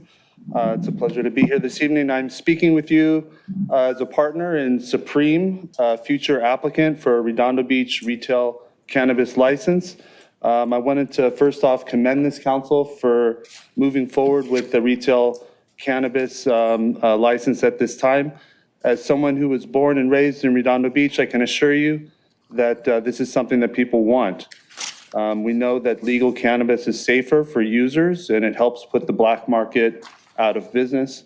I also want to commend you for being so deliberate throughout every step of this process. Although it has taken a long time to get here, I'm thankful that you guys are being careful about who you choose to operate in the city and how they are selected. To that end, we are in full support of the proposed changes by Tierra West, and we urge the council to move forward with the selection process as soon as possible. With regards to the permit term of 5 years, we support that. I think that's reasonable and in line with most commercial leases that are issued today. And as far as the community benefit being rolled into the tax, I do think that makes sense because it's just simple. You're assured that you're going to collect the money and you can control where the money goes, and it eliminates any of the politics around where you're going to put the money or who you're going to choose to give it to. So I think that makes sense.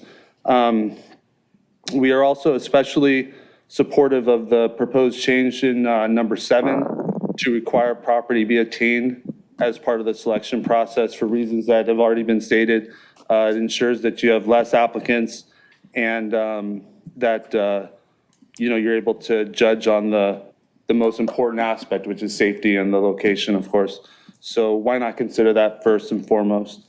Lastly, just we're excited about this opportunity and we look forward to telling you guys more about our group in the months to come. So thank you. David, before you leave, you said you support rolling the two taxes together. I mean, the community benefits and the tax. What Yeah. percent would you advocate for that combined amount? I mean, I mean, we like where you guys are going with the less tax, but I think that, I mean, really the purpose of doing this whole project is to make money for the city. So if you don't have any tax, I don't see what the real benefit is for the city. I think as far as a total tax of 8% as recommended would be reasonable, and that's in line if it includes the community benefit component. So, 7 and 1 or 6 and 2, I think is common in other cities from what we've heard. A couple quick questions, real quick. If you don't mind answering, you can answer some of them. I'm going to ask the same exact questions I do for everyone. I haven't seen you before here. I know who you are. But you're obviously plan on applying for a license in Redondo, right? And do you have any licenses in other cities? And do you follow those community commitments? Yeah, our group does not currently have any other licenses, but they have operated dispensaries in the past. Okay, those dispensaries, were they paid up on their fees and licensing Oh, yes, of taxes course. and Yes, absolutely. their community benefits and so on and so forth? Yes. Okay, thank you. Thank you. Okay, Leslie Berthy, and then Marcy Klein.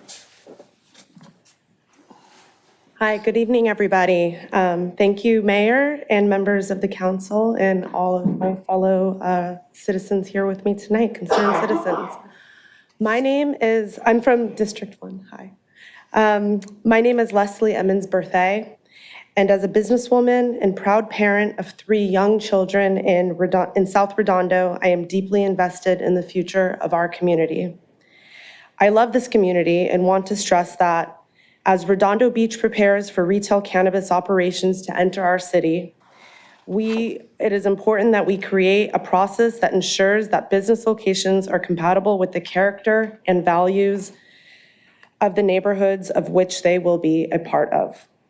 I am grateful to the council for the thoughtful, deliberative process that you are currently going through. Tonight, I want to offer some thoughts on the proposed changes to the retail cannabis application guidelines. First and foremost, I want to voice my strong support for a strictly merit-based selection process for retail cannabis licensing in Redondo Beach. If retail cannabis is coming to Redondo, we owe it to ourselves and our residents to do our best to welcome the best, most qualified, and responsible operators to our city, ensuring that the city and its residents receive the most benefit from operators. I fear that Redondo Beach will lose out on the most qualified and responsible applications if a lottery or a non-merit-based process is adopted. We owe it to our residents and future generations to implement a process that prioritizes accountability, excellence, and community benefit. Second, I agree that requiring property in the evaluation process is critical. My fellow community members understand that where a dispensary is located is just as important to our residents as many of the other factors included in the application process. It is also important that this council be empowered to evaluate the totality of the operator's application, including the work that they have done to engage and educate and address the questions from their neighbors. Lastly, I do think it is important that the community benefits portion of the application remain included. Council should have the opportunity to review and understand the operator's approach to meaningfully engaging our community nonprofits. It is this section of the application that ensures operators do the work to earn the trust of our community. I think it would be a lost opportunity if we were to remove this from the application.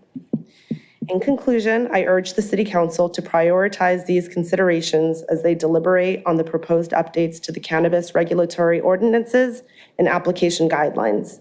It is essential that we have a process that benefits both our residents and the broader community. Thank you for your time and consideration. Thank you. Okay, real quick, do you plan on applying a license for a license? No. Okay, thank you.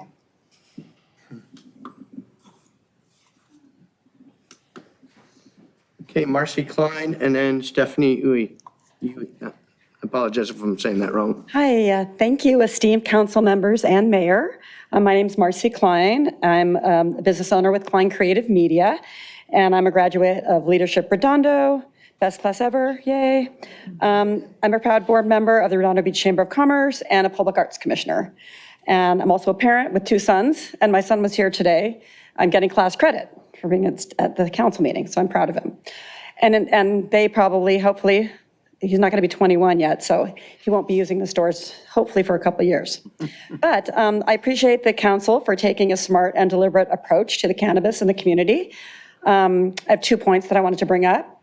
I'm very supportive of the merit-based process. I like the rubric that you guys are, the idea. I thought that was great.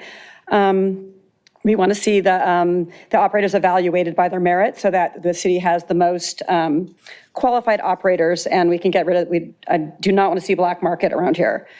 Second, I'd love to see the property required as a part of the application process. Knowing where they're going to be, I think would be a great thing to consider. Yeah,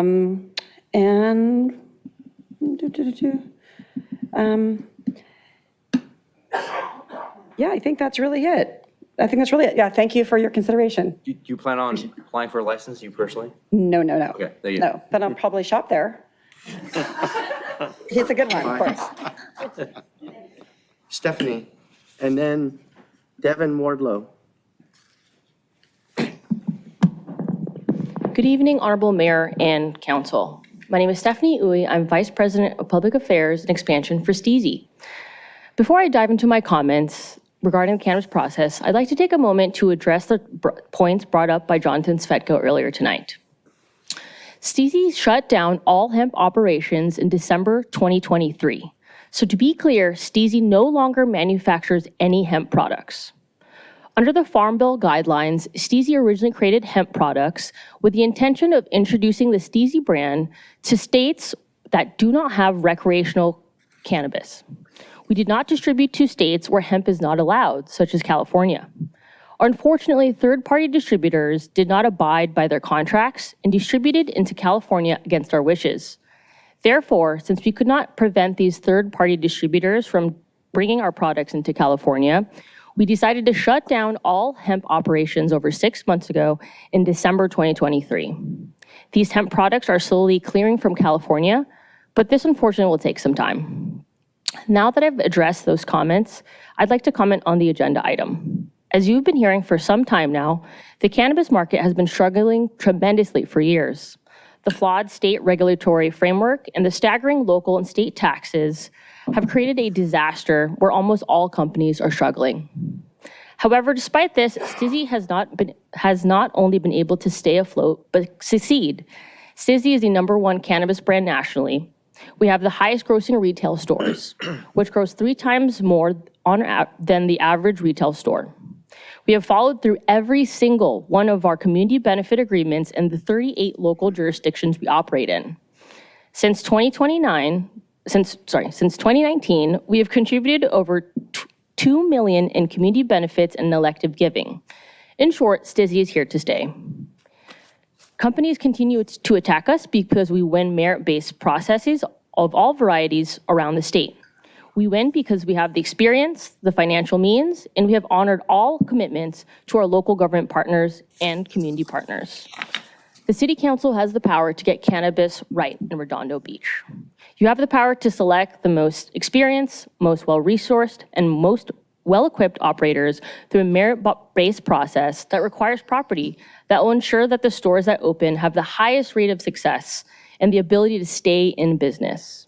A merit-based process will ensure that licenses are well-equipped to pay fees, to open in a timely manner, and to ensure that the city and its constituents benefit from the tax revenue and community benefits as quickly as possible. Thank you for your time. Real quick, so you plan on applying in Redondo Beach for a license? Yes. You have licenses obviously in other cities, and how have you followed your commitments and in those other cities for the community benefits plan and other activities? Yes, we currently have 35 locations in the state of California, and we have followed through with every single one of those community benefit commitments. So if we were to call around, we would get that as a, okay. Are you currently paid up on your fees and licensing and taxes and all these locations? Correct. We are up to date with all fees and taxes to both city and state. Okay. Thank you. Thank you. Okay, next speaker, next card is Devin Wardlow. And then after Devin, anybody who would like to approach the mic that hasn't spoken this evening.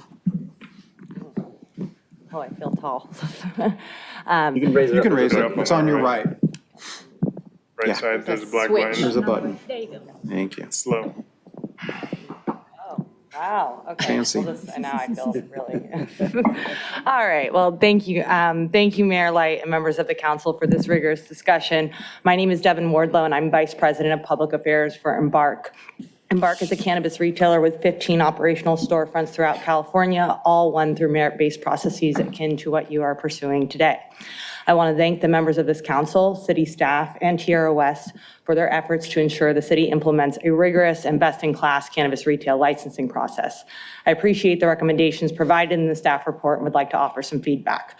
First, I'm enthused to see the city continuing to pursue a strictly merit-based licensing process and that Tierra West supports this approach. A merit-based process ensures the city will receive the most qualified applicants and that the council is empowered to make the final selection of which operators will ultimately serve this community. Given the council's discussion tonight, I want to reiterate my support for Tierra West's recommendation to update the current process to limit the top applicants to a maximum of 5, with council interviewing and selecting the permittees. Second, I am supportive of Tierra West's recommendation to require property as part of the selection process. Given it is this council that will make the final determination as to which applicants will serve this community, it is critical that not only the operator's track record is evaluated, but the overall compatibility and feasibility of their proposed location. Third, given some of the comments around LPAs, and as a proud union operator working with UFCW, I wanted to briefly comment on the importance of strong labor policies and urge the council to prioritize operators that have collective bargaining agreements in place as opposed to labor peace agreements. Lastly, regarding the recommendation to remove community benefits from the application process, I'd caution against this. As an operator that is very proud of the work that we do to support communities and really build relationships with youth drug prevention and youth servicing organizations, I really want to commend and support Councilmember Abaji's comments. I think that if all operators were moving in the same direction of supporting youth drug prevention and education, it can make a real impact in this community.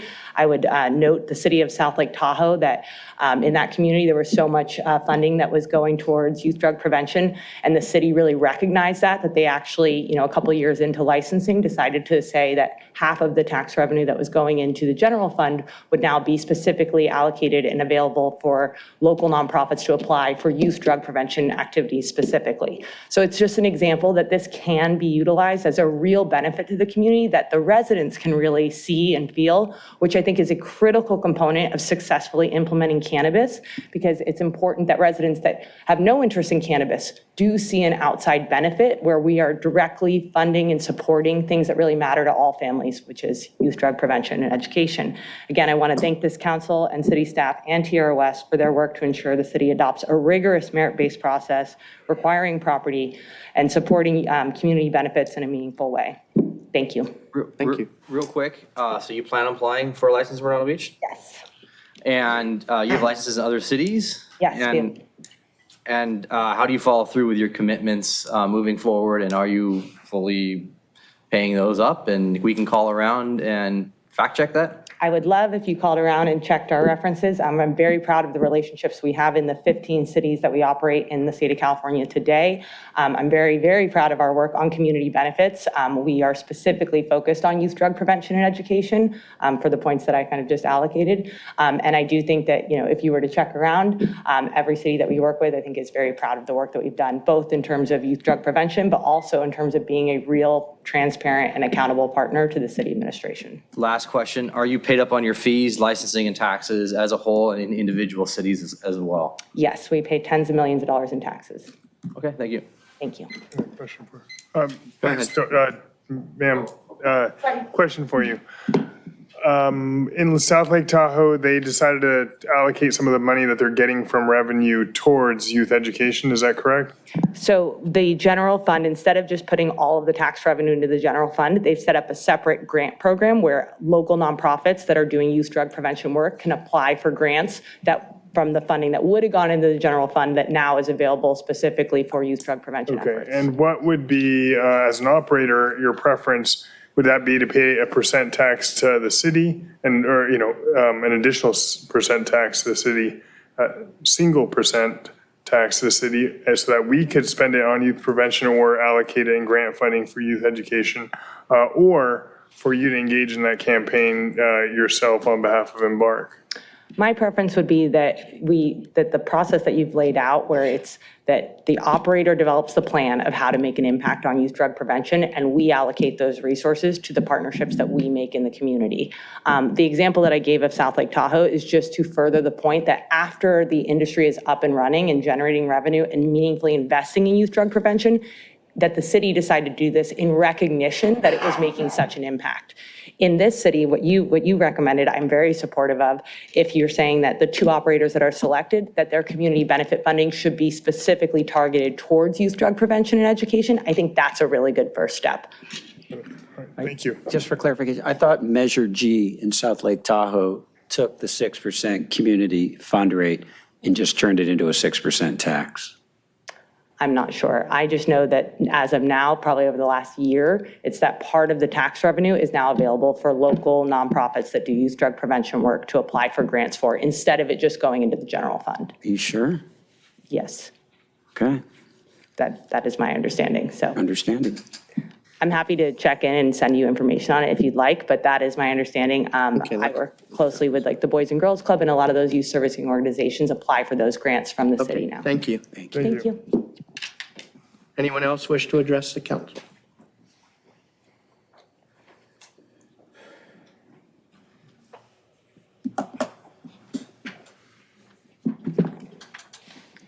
Good evening again, Jonathan Svetko, President, District 1.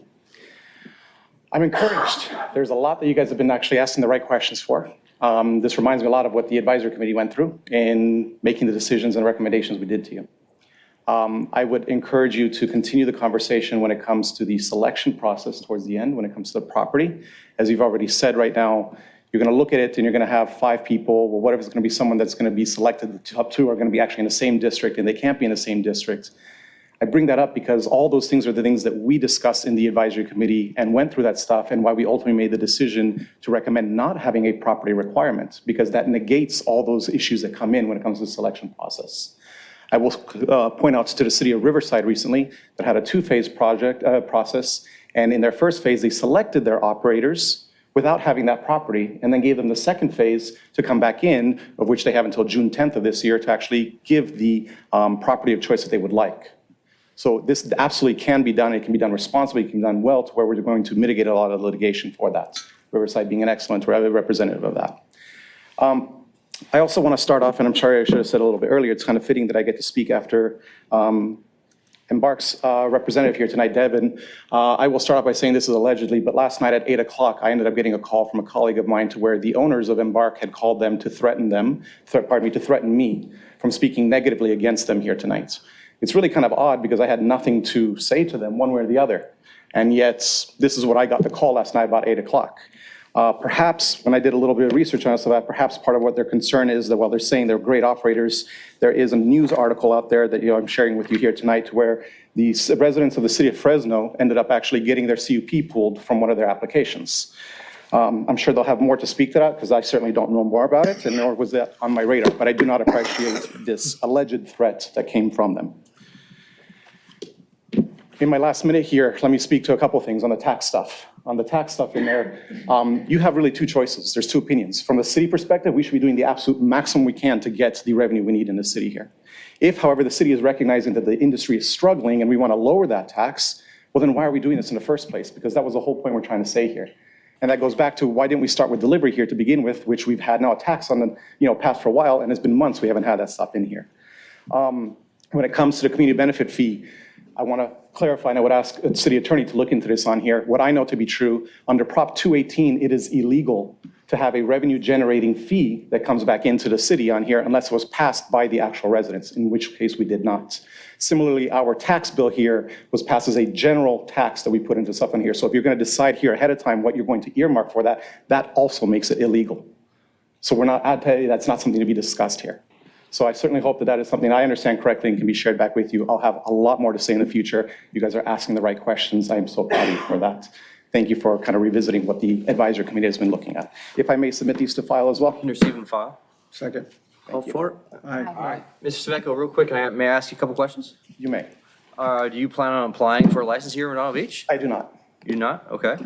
All right, thank you. That was only one. Yeah. Anyone No, else? it wasn't actually. It's the- Because you did the fourth ask, one. can I ask you some questions? Yeah, It's the second may I question. ask you? Oh, that's true, too. Oh, Ask me. Hi, Joe Nervine, District 1, Mayor, City Council, City staff, and the people here who are listening. As everybody knows, I've been since 2017 trying to get that we have cannabis dispensaries in our city. I'm actually pleased with a lot of things that you've done, but I just want to address a few things. When it comes from the community benefit, I want to make sure it doesn't just go toward youth prevention. You know, my focus is on seniors. I think we should also have senior education. Also, as you know, I founded Keep the Esplanade Beautiful. You know, why doesn't some of that money come to Keep the Esplanade Beautiful to help us do some of the work, you know, that we're doing on the Esplanade? So I think that you need to keep that open. Also, I think you noticed when Marcy said that there's a lot more people consuming cannabis in this town than we think. It's not just a destination. I was surprised. I was talking to an older woman who's very involved in the community, and she was fighting with me saying that delivery is illegal. And I'm going, no, delivery is not legal yet. And she goes, no, I get my delivery. So I think you're going to find a lot of people are using cannabis that you are totally unaware of. And as I represent that part, so that I think you need to take a look at that. Also, the stores, I think there could be an issue because, I mean, I was talking to somebody today who was working with somebody and he had property and the person pulled out because they're so concerned that it's going to take ages. I mean, if you go by, it's been 2017. When are we going to have this done? So people, you know, then how do you do a lease? How do you do this when you don't have that kind of time frame? I think it's important that we get in there now and we start with delivery. Because if we had delivery could be happening like that. You know, and so I think it's really important so that way at least we would be serving our community, serving the people. You're not making criminals out of the seniors who are getting delivery or the other people. So I think it's important to do that and so that we're taking care of that. Also realize that, you know, the black market, I've always talked about the black market, they're the ones that are selling to children. You know, they're the ones that are selling product that isn't tested, which is a safety concern for seniors. So that as soon as we can get this done, also, I mean, there's jobs. You know, there's jobs that we could have been having here in town. I mean, I've been thought, you know, I've not been able to get some jobs because, you know, Redondo has been delayed. So please, please, please do not delay this. Please get delivery going, you know, and take a look at this. But I really appreciate the work that you've done and the work that Elizabeth has done. She jumped in the middle of this whole mess and she's had to get things pulled together. So thank you, and I look forward to this continuing on. Real quick, do you plan on applying for a license? No, I don't. Thank you. Thank you. He already gave me COVID in the car, so I can take my mask off. So many issues, so many jokes to make. So, Attorney Webb, you used to count for me. Okay, so I'm going to leave it to just two things. Thank you. One, again, is location. It's extremely important. I actually am right now representing a Rolex dealer. And no, I can't get anybody a watch. It's impossible. But anyway, no, it's hard to get. It really is. What's my time? Okay. So if you don't think it's important, security, if you don't have a location, you don't have security. My guy has 3 entrances, 3 security guards. And if you don't think we're concerned about parking being directly underneath the store, we are, because we don't want our people walking out with $100,000 watches and being mugged. So location's important for security, for other reasons, community compatibility. The other thing is taxes. Well, first of all, yeah, 7 or 8%. This store, if it's a good operator, and you're going to choose a good operator, hopefully, it's going to be at least a $5 million store. So taxes, 3%, well, that would be fun for the operator. That would be good. But you could go higher and you could test the waters, I think, if you could change it. But As far as community impact and helping the community, 1%, I'm just going to tell you, let it be in the taxes or not in the taxes, any retailer doing this, making so much money, which hopefully they will, if they're not doing other community engagement, you didn't pick the right person. Okay, so I think it's really important on all those issues, and I just had surgery, so I babble a lot right now. But I think you guys did a great job. And also, oh, one more minute, nuance. The reason I like, I could do 2. They give me 5 at the improv. 53, stop. So the other thing, this is where the anesthesia kicks in. Damn it. Can I think for 6? What was I saying? Nuance. Nuance. I like, you got 5 different personalities up there. And by the way, I want to also mention, before my time turns out, I laughed every time you said we're getting into the weeds, so I appreciate that. Okay. You said there's 5 personalities or 6 of us here, one of us is not a personality. Mayors aren't people too. Okay, so nuance, thank you. Nuance, I like you all have different personalities. Each and every one of you. I don't usually say this about people, but you guys are smart. You know what you're doing. And you each think differently. I don't always agree with all of you or any of you. It depends who's making a funny joke. But I like that there's 6 people and you're all going to see something different. I'm not good at math. Thank you. You plan on applying for a license? I am such a minority partner in a company applying for a license that I'm not even on the census. Okay. But yes, a company that I'm involved with. And then I have to ask you the 2 follow-up questions. You're licensed in other cities. Do you follow all your commitments, community They engagement? sold their company to Jay-Z. They had 10 stores. They sold it to Jay-Z's company, which was a public company, so everything had to be kosher. I'm not sure about the roast beef, but everything else had to be kosher. And they don't think taxes is a problem for anybody. All these people not paying their taxes, they're not doing it right. I mean, they're not doing it. My understanding is there's some kind of equipment that you use so the taxes go directly. So anybody complaining about the taxes and not paying them, guess what? Not good operators. Yep. Okay, that's it. Thank you. You answered the third one. Thank you. Anybody else wishing to address the council?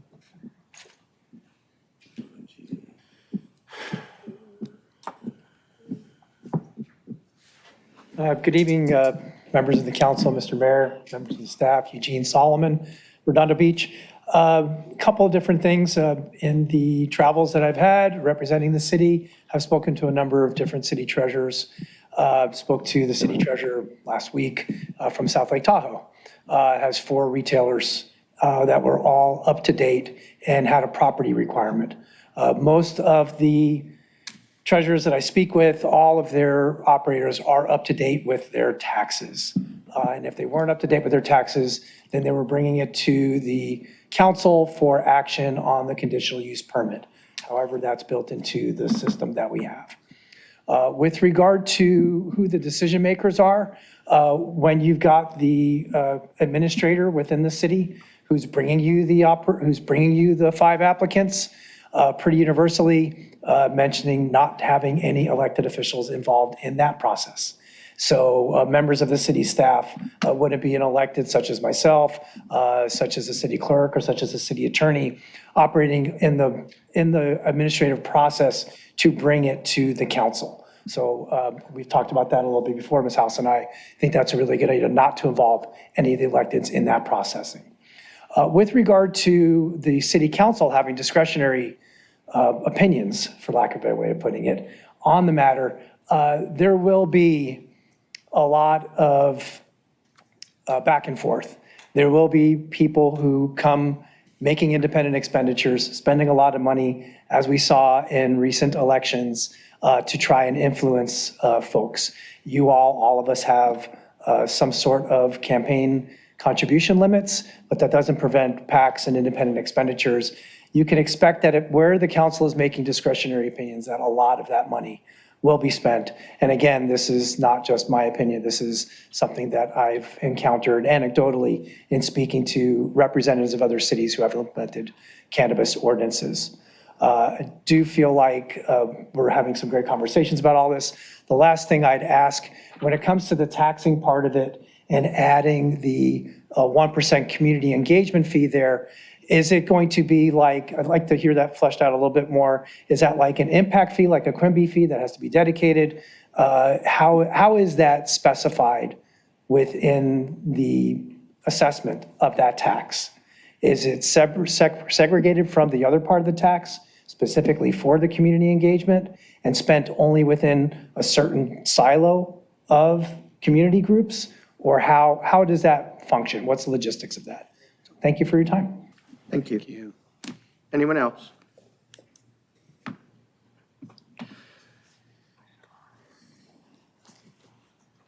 Good evening, Mayor, council members, consultant, and staff. My name is Melissa Deschamps. I'm a parent, a resident of District 1. I have a ninth grade daughter at the high school here. I'm a scientist by day, and I have the great privilege of serving as the 33rd District PTA Director of Community Health and Concerns. I just want to be the voice of our youth here, and I'm deeply concerned about the normalization of cannabis for our youth. I appreciate proposition, and I appreciate the will of the voters for adults 1,000%. I'm worried about safe routes going to schools. I'm worried about every single time a child rides a bike, a scooter, a skateboard, or walks by a dispensary or an outlet. Every time they see a billboard, every time they see the marketing information. Really elegant data that was done here in Los Angeles by the RAND Corporation clearly demonstrated that the more times children are exposed to billboards, the more times they walk by a dispensary, they see the signage, the more likely they are to use cannabis by the 6th grade. That's a really real concern. That's real data. And I would just urge you to consider delivery right now. That's money that's sitting on the table. I'm not sure why we don't have a tax rate for that to collect those revenues. Delivery is legal in this city. And I'd also urge you to slow down. As part of my volunteer work, I'm supporting 18 school districts, so I see a lot of cannabis activities up and down the coast. I see a lot of cannabis activities in different districts, and I see the cat is already out of the bag in a lot of areas. And so I would just urge you to be thoughtful in doing this and doing this right. Redondo Beach is a destination school district. We have a marvelous school district. People come here for their children to go to this school, and I just urge you all to be thoughtful on this, be thoughtful in how you move forward with this, and think of our youth health and safety. Thank you. Thank you. And if I could, Mayor Pro Tem, ask a quick question. Yes. No license. No licenses, yes, thank you. You didn't ask the city treasurer. I didn't ask city treasurer. Councilman He's Barrett, did forbid. you have a question for her? Yes. Good question. Well, actually, Councilman it's, Barrett, may I? yes. Okay, it's for Melissa? Melissa? It's for Elizabeth. To that point, and you and I talked about this in advance back in September. No, but you did spur a question. And back in September 2023, the motion of the council was to have city staff review AB 195 and look at taxing deliveries. And we've heard about deliveries tonight, including from the last speaker. Can you give us an update as to where the city is on taxing existing deliveries? So we're trying to follow Hermosa Beach, see how their process is moving along. And today I was able to touch base with their staff. Their city is only pursuing taxing and permitting delivery in the city. So no retail storefronts, no manufacturing, no cultivation, just delivery. They hit a bit of a snag. They created a process. They have an application posted online. But in terms of actually getting access to the track and trace program managed by the Cannabis Control Department, they have been denied access twice so far. And the reasoning provided isn't particularly clear. Their city attorney is looking at it, but they've hit a bit of a snag. And so what we're trying to do now, both Hermosa Beach and Redondo Beach, we're trying to reach out to Thousand Oaks, try and see if they were able to gain access to that track and trace program successfully, because they also have a separate program just for delivery services within their city. Essentially, Hermosa right now has a permit program in place for delivery, but it's all volunteer based, and Nobody has volunteered to register with the city yet. There's no way to enforce it either, so. All right. Is there anything that you and the city can do to reach out directly to the State Cannabis Board to get Certainly. into that more deeply? I don't want to turn this into a delivery discussion. This is about the application. So we're kind of getting out of the Brown Act on this. Okay. Are we? Yeah. How does this, are we going to put that in our application? Well, it was raised by one of the, Doesn't matter. They can say whatever they want. We got to stick by the Brown Act. okay. If we want to do a referral to staff to come back and talk about delivery, we can. Okay, any other members of the public? I was just going to say delivery was part of the discussion. If it's part of the recommend- application process, yes. Well, it's one of the recommendations, allow storefront and delivery, and I was asking about how we would collect taxes on delivery. So, but I think you'll look into it. Thank you for We what you had continue to to work say. on it, yes, and so we're hoping to bring something back to council soon. Thank you. Thank you, Mayor. And Mayor Pro Tem. Did you exercise all the, are there any other? No, we haven't talked about if there's anybody on Zoom. Is there anybody online? There are no hands raised. There is one comment against. That's it. Okay, thank you. Okay, let's go back through and see if we can get motions on each of these policy areas. So anybody want to offer a motion on the? Question.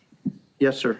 Can the city attorney let me know where he found that language that he quoted earlier? I know you couldn't put it on the So screen. that was in the very first draft of the red lines from TWA. What I can do is go back to my office and pull that while you guys deliberate the other items, and I can bring that forward and pull it up on the screen for you if you'd like. That would be awesome. Thank you. Thank you. Should we put each one up on the We should screen? do a motion on each one. No, on the screen. Sure. So that we can- Can you Yeah. put up your No, she's slide? not here. Oh, she's not here. Can we do that? Okay. I can put up the staff Have a report. motion on each item, each of the 7 items. Sure. Yeah. Okay. Didn't know if we had to open it to the public or not. I was curious where, Speak to the item as well. Okay. Got it. Okay, can we get a motion on number one? So number one is the final direction in cannabis business types included in the ordinance.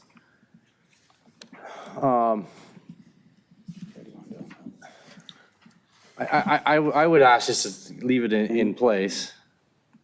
Make a motion. I'll make a motion to leave the current ordinance in place to allow for future expansion into this sector, but. I'll second that. Okay. well, hold on, we hired them for their recommendations. Just to make it simple, Just, yeah, keep it simple maybe. Well, I mean, I think if you really want to go through all of these, that's a whole different application process. right. If you want to That's true. store, All right, you know what, you're right. Let's we can just keep it always amend simple. later. Let's just, yeah, exactly, amend it, we can always do it simply. I'll make I rescind my motion, and I'll make a motion to accept TRS Recommendation. recommendations to only have retail and delivery. Retail storefront and retail delivery, Yeah, second. retail. And it Specifically will be excluding all quicker of the for types us of to cannabis. finish our work with following In that that case, recommendation. No. anybody Second. wish to discuss this one? Do we have a second? Yeah, seconded. Okay, so we have a motion and a second. All for? Aye. Okay, anybody opposed? No. Okay, item 2. I'll make a motion to not allow the permittees to relocate the business within the first 3 years, 5 years? What did we say? I forgot. Just take their recommendation. Oh, I don't right? have the thing right. Oh, there it is. Wait, no, we said we're going to keep the retain that discretion, right? No, the city council would, City right. council, Okay. yeah.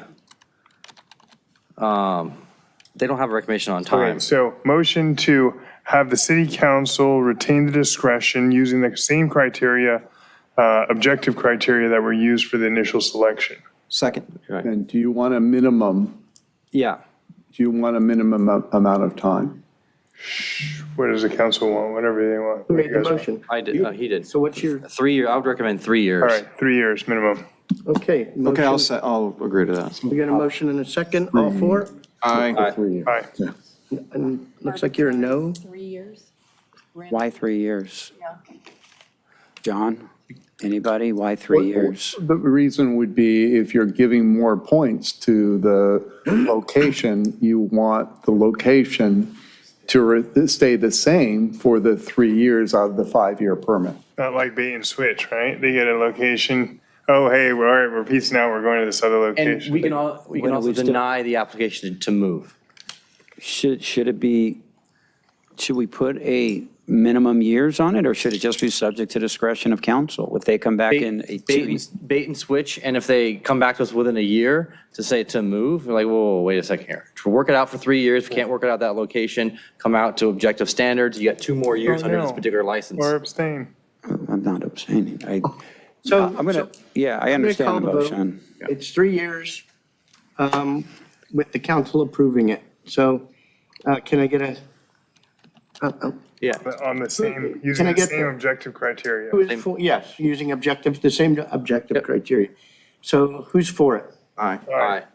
3? No? No, I just think that And- 3 years is an arbitrary number if it's an issue. I think It's not 3 is about- arbitrary. I like the idea of council having discretion, so I'm there. It's 3 to 2. It's a Give them no. 2 years to fix, it's not, random. Okay, final selection of permittees, number 3. The options available, option number 3, update current process to limit top applicants to come to council at only 5, and council interviewing and selecting the permittees. That's the recommendation, right? Yes. Yeah. Motion, yeah. I was thinking your Any further information on the standard that the council's to use? That you were going to look into with the staff, potentially. Well, do you have any, yeah, we'll look at it further. I didn't know if you wanted to have the same criteria that or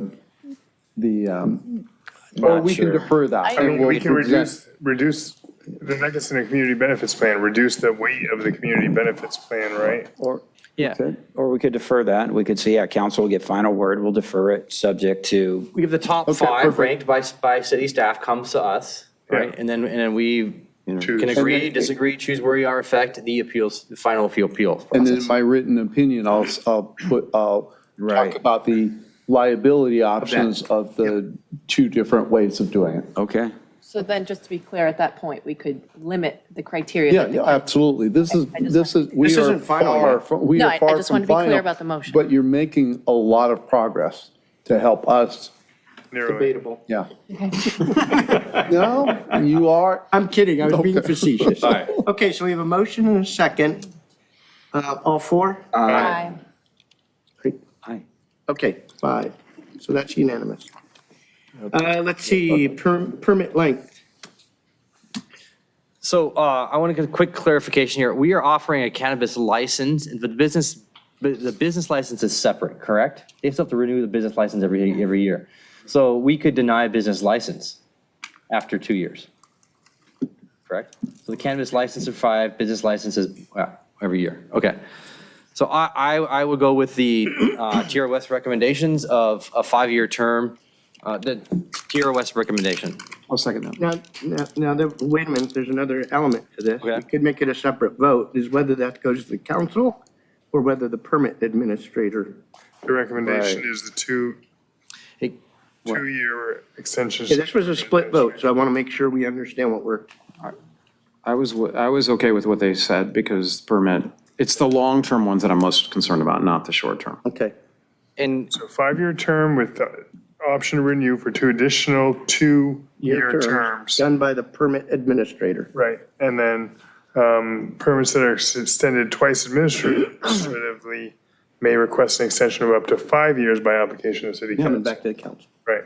So That's your basically. motion, right? Yeah. All right, and you seconded I seconded it. All right. Okay, so let's do the vote. All 4? Aye. I'm a no, because I think that 2-year term should be done by the city council. Okay, 4 to 1. Community benefit plan. I'm going to make a motion to keep it as part of the application process and to, Just 1%. Y'all voted on a hybrid, well, 3 3-1. Okay, hold on. Let me go over my notes here because they have to You have Ms. House, do you have Okay. you have the language up? Yeah. Councilor there are Nair, three can you components. wait on a motion? Maybe I can make it after we look at this language. take out the city sponsored and Yeah.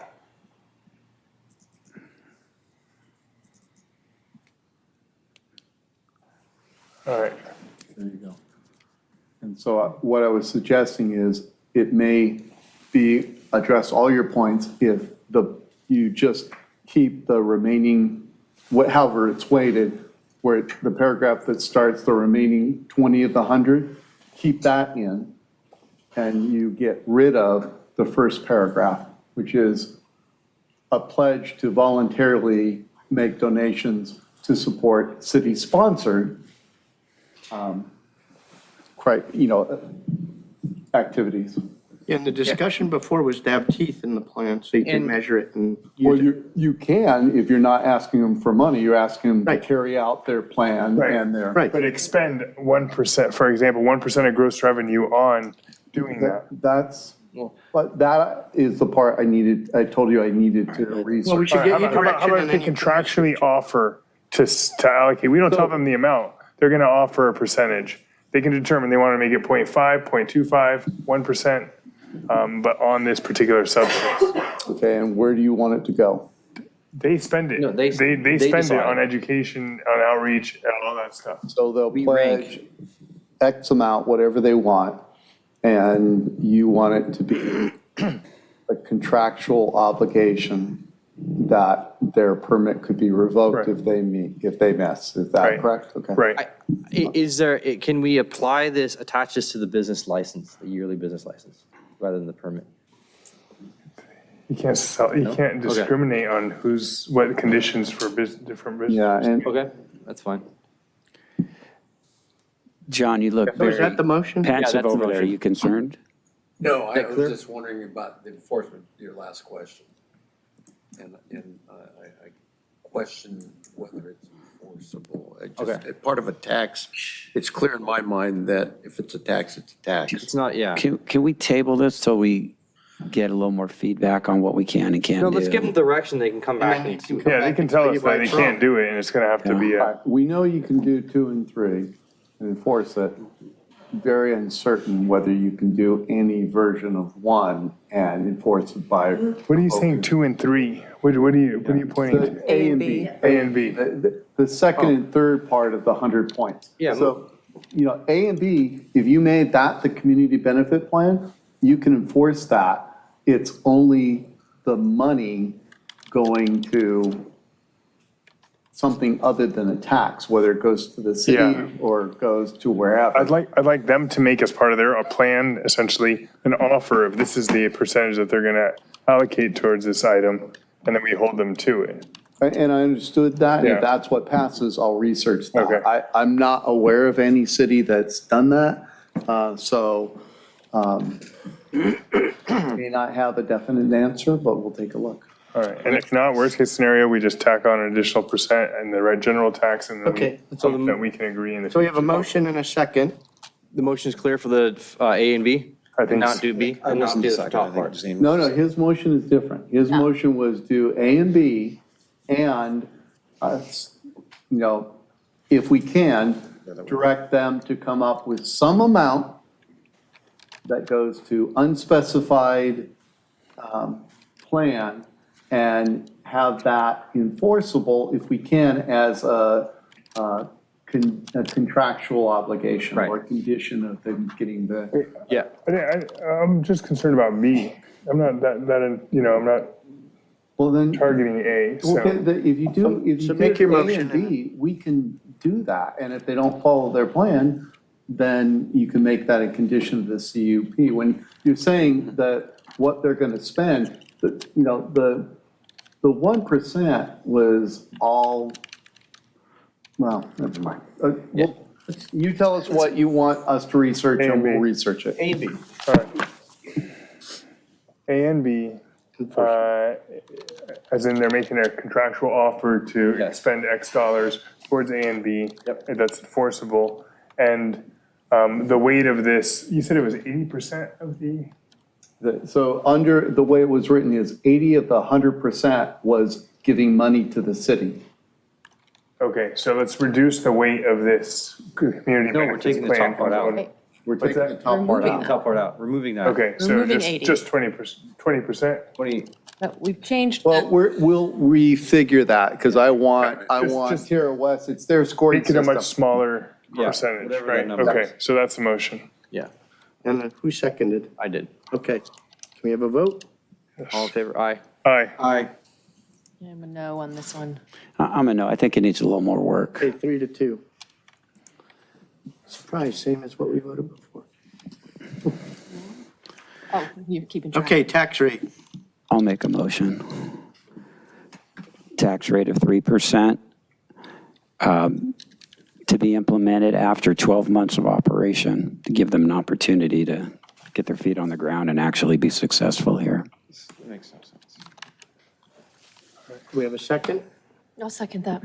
All right, I'll make a substitute motion to make it 5% because we just heard all these people come up and say basically they have no problem with anything up to 8 or 7%. How about, is any of it deferred in your motion? No deferral. No Including deferral. We've operators, so I'll spent so much, second that. we've spent so much money on We got it. 5. this. I'll second it. We got 5 plus 1 5% or in 4 this? plus 1? Just 5. There's 5% no is plus second. 1. You can't specially designate the money for something in particular. So Okay, Okay. that's fine. It's better than 3. Let's call the vote. Let's see where we're at. So we're going to vote on the substitute motion, 5%. You're concerned about the, I'm not into the 12-month all right, deferral. let's do 3%, no 12-month deferrals, my substitute to the substitute. I would do 4%, Okay, no so we have a deferral. substitute to the substitute. 4%, no deferral. All right. I would do substitute, set the substitute motion for 4% Make a with no motion. deferral. We may end up at 4% when we're done with this community Okay, development we have a thing, motion, but let's- 4% no 4% no deferral. deferral. I'll second that. And I've got it. 4% no deferral seconded. So we'll Substitute vote to on it. that I first. got it. Yeah, that's a substitute. The substitute. That's a We substitute. have I to have vote on that. You You have can to ask vote on for a it. friendly amendment. Can I have friendly amendment at 3%? No, Okay, No. let's call the vote. because I would need to get the 3 votes. How All do you, four? how do you get to 4? All right. I need to get the 3 votes. All 4. All 4 for 4%. Aye. Aye. No. Go ahead, what? 2 no. Because I don't have, I I know don't, as well, too. Because All right, what? so that fails. Move on to the fails. substitute. So the substitute to the substitute was 5% no deferral. I have it. What No, about- this is just a wait. substitute motion. This is a I'm so substitute. lost right now. substitute motion, 5%. This is 5%. Zane's motion, 5%. 5% no Does this get deferral. voted on, or could it be a substitute to a substitute of that? No. No, Call it gets the vote. voted on. Let's vote. You want to do 3, you want to do 4? Call to a vote. I'm calling the vote. 4 is the magic number. Yes or no? Just put 4. No. Right now, hold on, slow down for a second. Guys. The substitute to substitute motion failed. Yeah? Right. Okay, we're on the 5%. Okay. Right. If that fails, then we could Going do back it, to your motion. which is subject to a friendly amendment to remove the deferral. Yeah. Yeah. You good with that? You can't negotiate it right now. Yeah. The motion on the It's a call floor to is a vote. You can't on the substitute. floor. This is All not right. Robert's Rules of Order. The motion on the floor is Okay, calling the substitute. vote. No. No. Yes. Aye. No. Okay, that fails. So you've got my motion, Okay. you have a friendly amendment? No deferral. Agreed. Can I just say 3% something? no deferral. We whine so much about the lack of revenue in the city, and you have people. this. You have the This city. will hold on. change. As soon as we push out the black Let's call market, the then I'll vote. change And it. you have the treasurer come and Okay, speak to us okay. saying, find a way to We make can always money. add it You could later. always change it later. Increase it later. This is not a final vote. We Yeah. just needed Yeah. to get Direction. direction. Right. And Okay, so in the future, you can. 3% no deferral is the vote, That's the correct? vote, correct? Friendly amendment, okay. Calling the vote. No money for kids' Everybody education. for. Aye. Aye. No money for kids' education, no. No, yes. No, not final. I'm a no. It's not final. Okay, 3-2, next item. Okay, site selection, part of the permitting process. If this isn't a slam dunk, Call to a vote. All right, site selection, I'll make a motion to require site selection for as part of the application. Second. okay, all 4? Aye. Yay. Okay, Finally. now back to the agenda. What did I do? I was making a Thank you. joke. I know. Okay, we have no city manager, so I guess there's no city manager items. Is Mike coming back? I'm sure. It's your turn to track him. Thank you very much. Appreciate it. No, do it now. Do it now. Any city manager items? Yeah, I'm sorry, I was adjusting the budget to reflect a 3% increase in business taxes. 2% decrease. Adjusting the budget downward. Where are we gonna cut from? I just had to make a few cuts. The only update today, a positive one, want to let at least the community know we've installed public Wi-Fi on the International Boardwalk down at the pier. Big thanks to Mike Cook and his team and Chris King down there and all the work that's going on. We're nearing full completion of public Wi-Fi throughout the pier. We have a few dark spots that we're working on, but we're getting close. So that's my update tonight. Sweet. Okay, mayor and no mayor and council items. No. Referrals to staff. No, Councilmember move along, Narragain. because we got. No, thank you. Councilmember Kelly Jeremy. Councilmember Obaji. Since we're only headed towards a 3% cannabis tax, I'd like to agendize a discussion on a general obligation bond for the city to take up for our infrastructure needs pursuant to the calls of Mr. Craig time and again at these meetings. I'll second that. All right. Infrastructure Okay. bond, interesting. Do we Okay. need to vote on it? I think if you get, Well, okay, I think we all part of- four? Aye. Aye. Okay. Is that it? Councilmember Obaji, Councilmember Barrett. I do have one item for our city manager. A BRR on the cost to replace the wood chip material under the playground equipment at Dale Page Park with rubberized surface, similar to what was done at Anderson Park, or other options. It's, Is that it? That is it. Okay, thank you. I have none for tonight. Let's see. Can I get a motion to, Recess. recess to close. Well, wait, I'm going to motion to recess, but then we got to read it, so, right? Motion to recess to closed session. Second. All four? Aye. Aye. Okay, can you read off what was? Are we it going over 4:30? all of them? Same? No, just. No. Mike, Just now what is R9 and R18? okay, and who's speaking to that? Joining us for R9 will be Rick Hayden, the outside consultant, and then for R18, we will have Diane Strickfadden and Interim Fire Chief Pat Butler. Okay, and you want to read off what those are? Sure. Item R9, Conference with Legal Counsel, Public Employee Personnel Matter Evaluation, the title City Manager.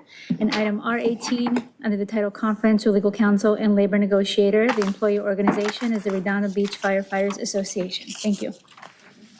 Thank you. Okay. Motion to go to recess. We did that already? Yeah, we It's not did. even 10 o'clock yet. Look at that. It's not even officially 10 o'clock. Jeez.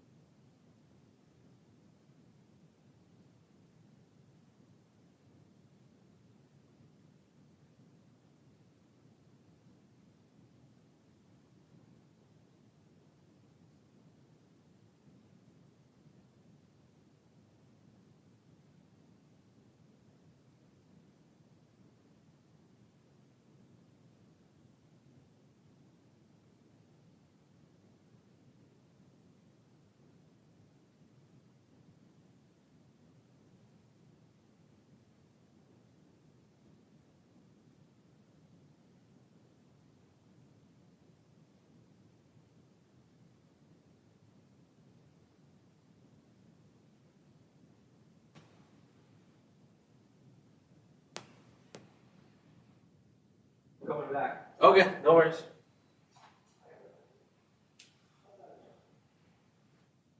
So I gotta start the granite.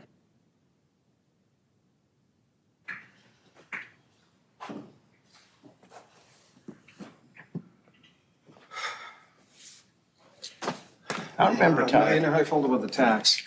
I remember. Yeah. I stand up for one thing and I can't get support. Well, A minor thing.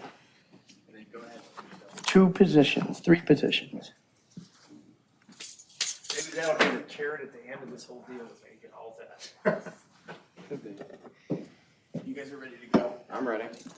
Need one more person. All right, we're ready. We got so much to report. Are you ready? Wow, you guys Okay, stuck I guess I'll have to do the roll call. Or you just call a meeting back to order and we're on that roll call, yeah. Yeah, I got to do roll call though. Yeah. Okay, calling the meeting back to order. Let's see. Councilman Narenheim. Here. Councilman Lowenstein. Still here. Councilmember Kalajerovich. Here. Councilmember Obaji. Here. Councilmember Barrett. Here. And me, I'm here. Let's see, do we have anything to report from closed session? None. Okay, Motion to recess till next week. Second. okay, all for Aye. it?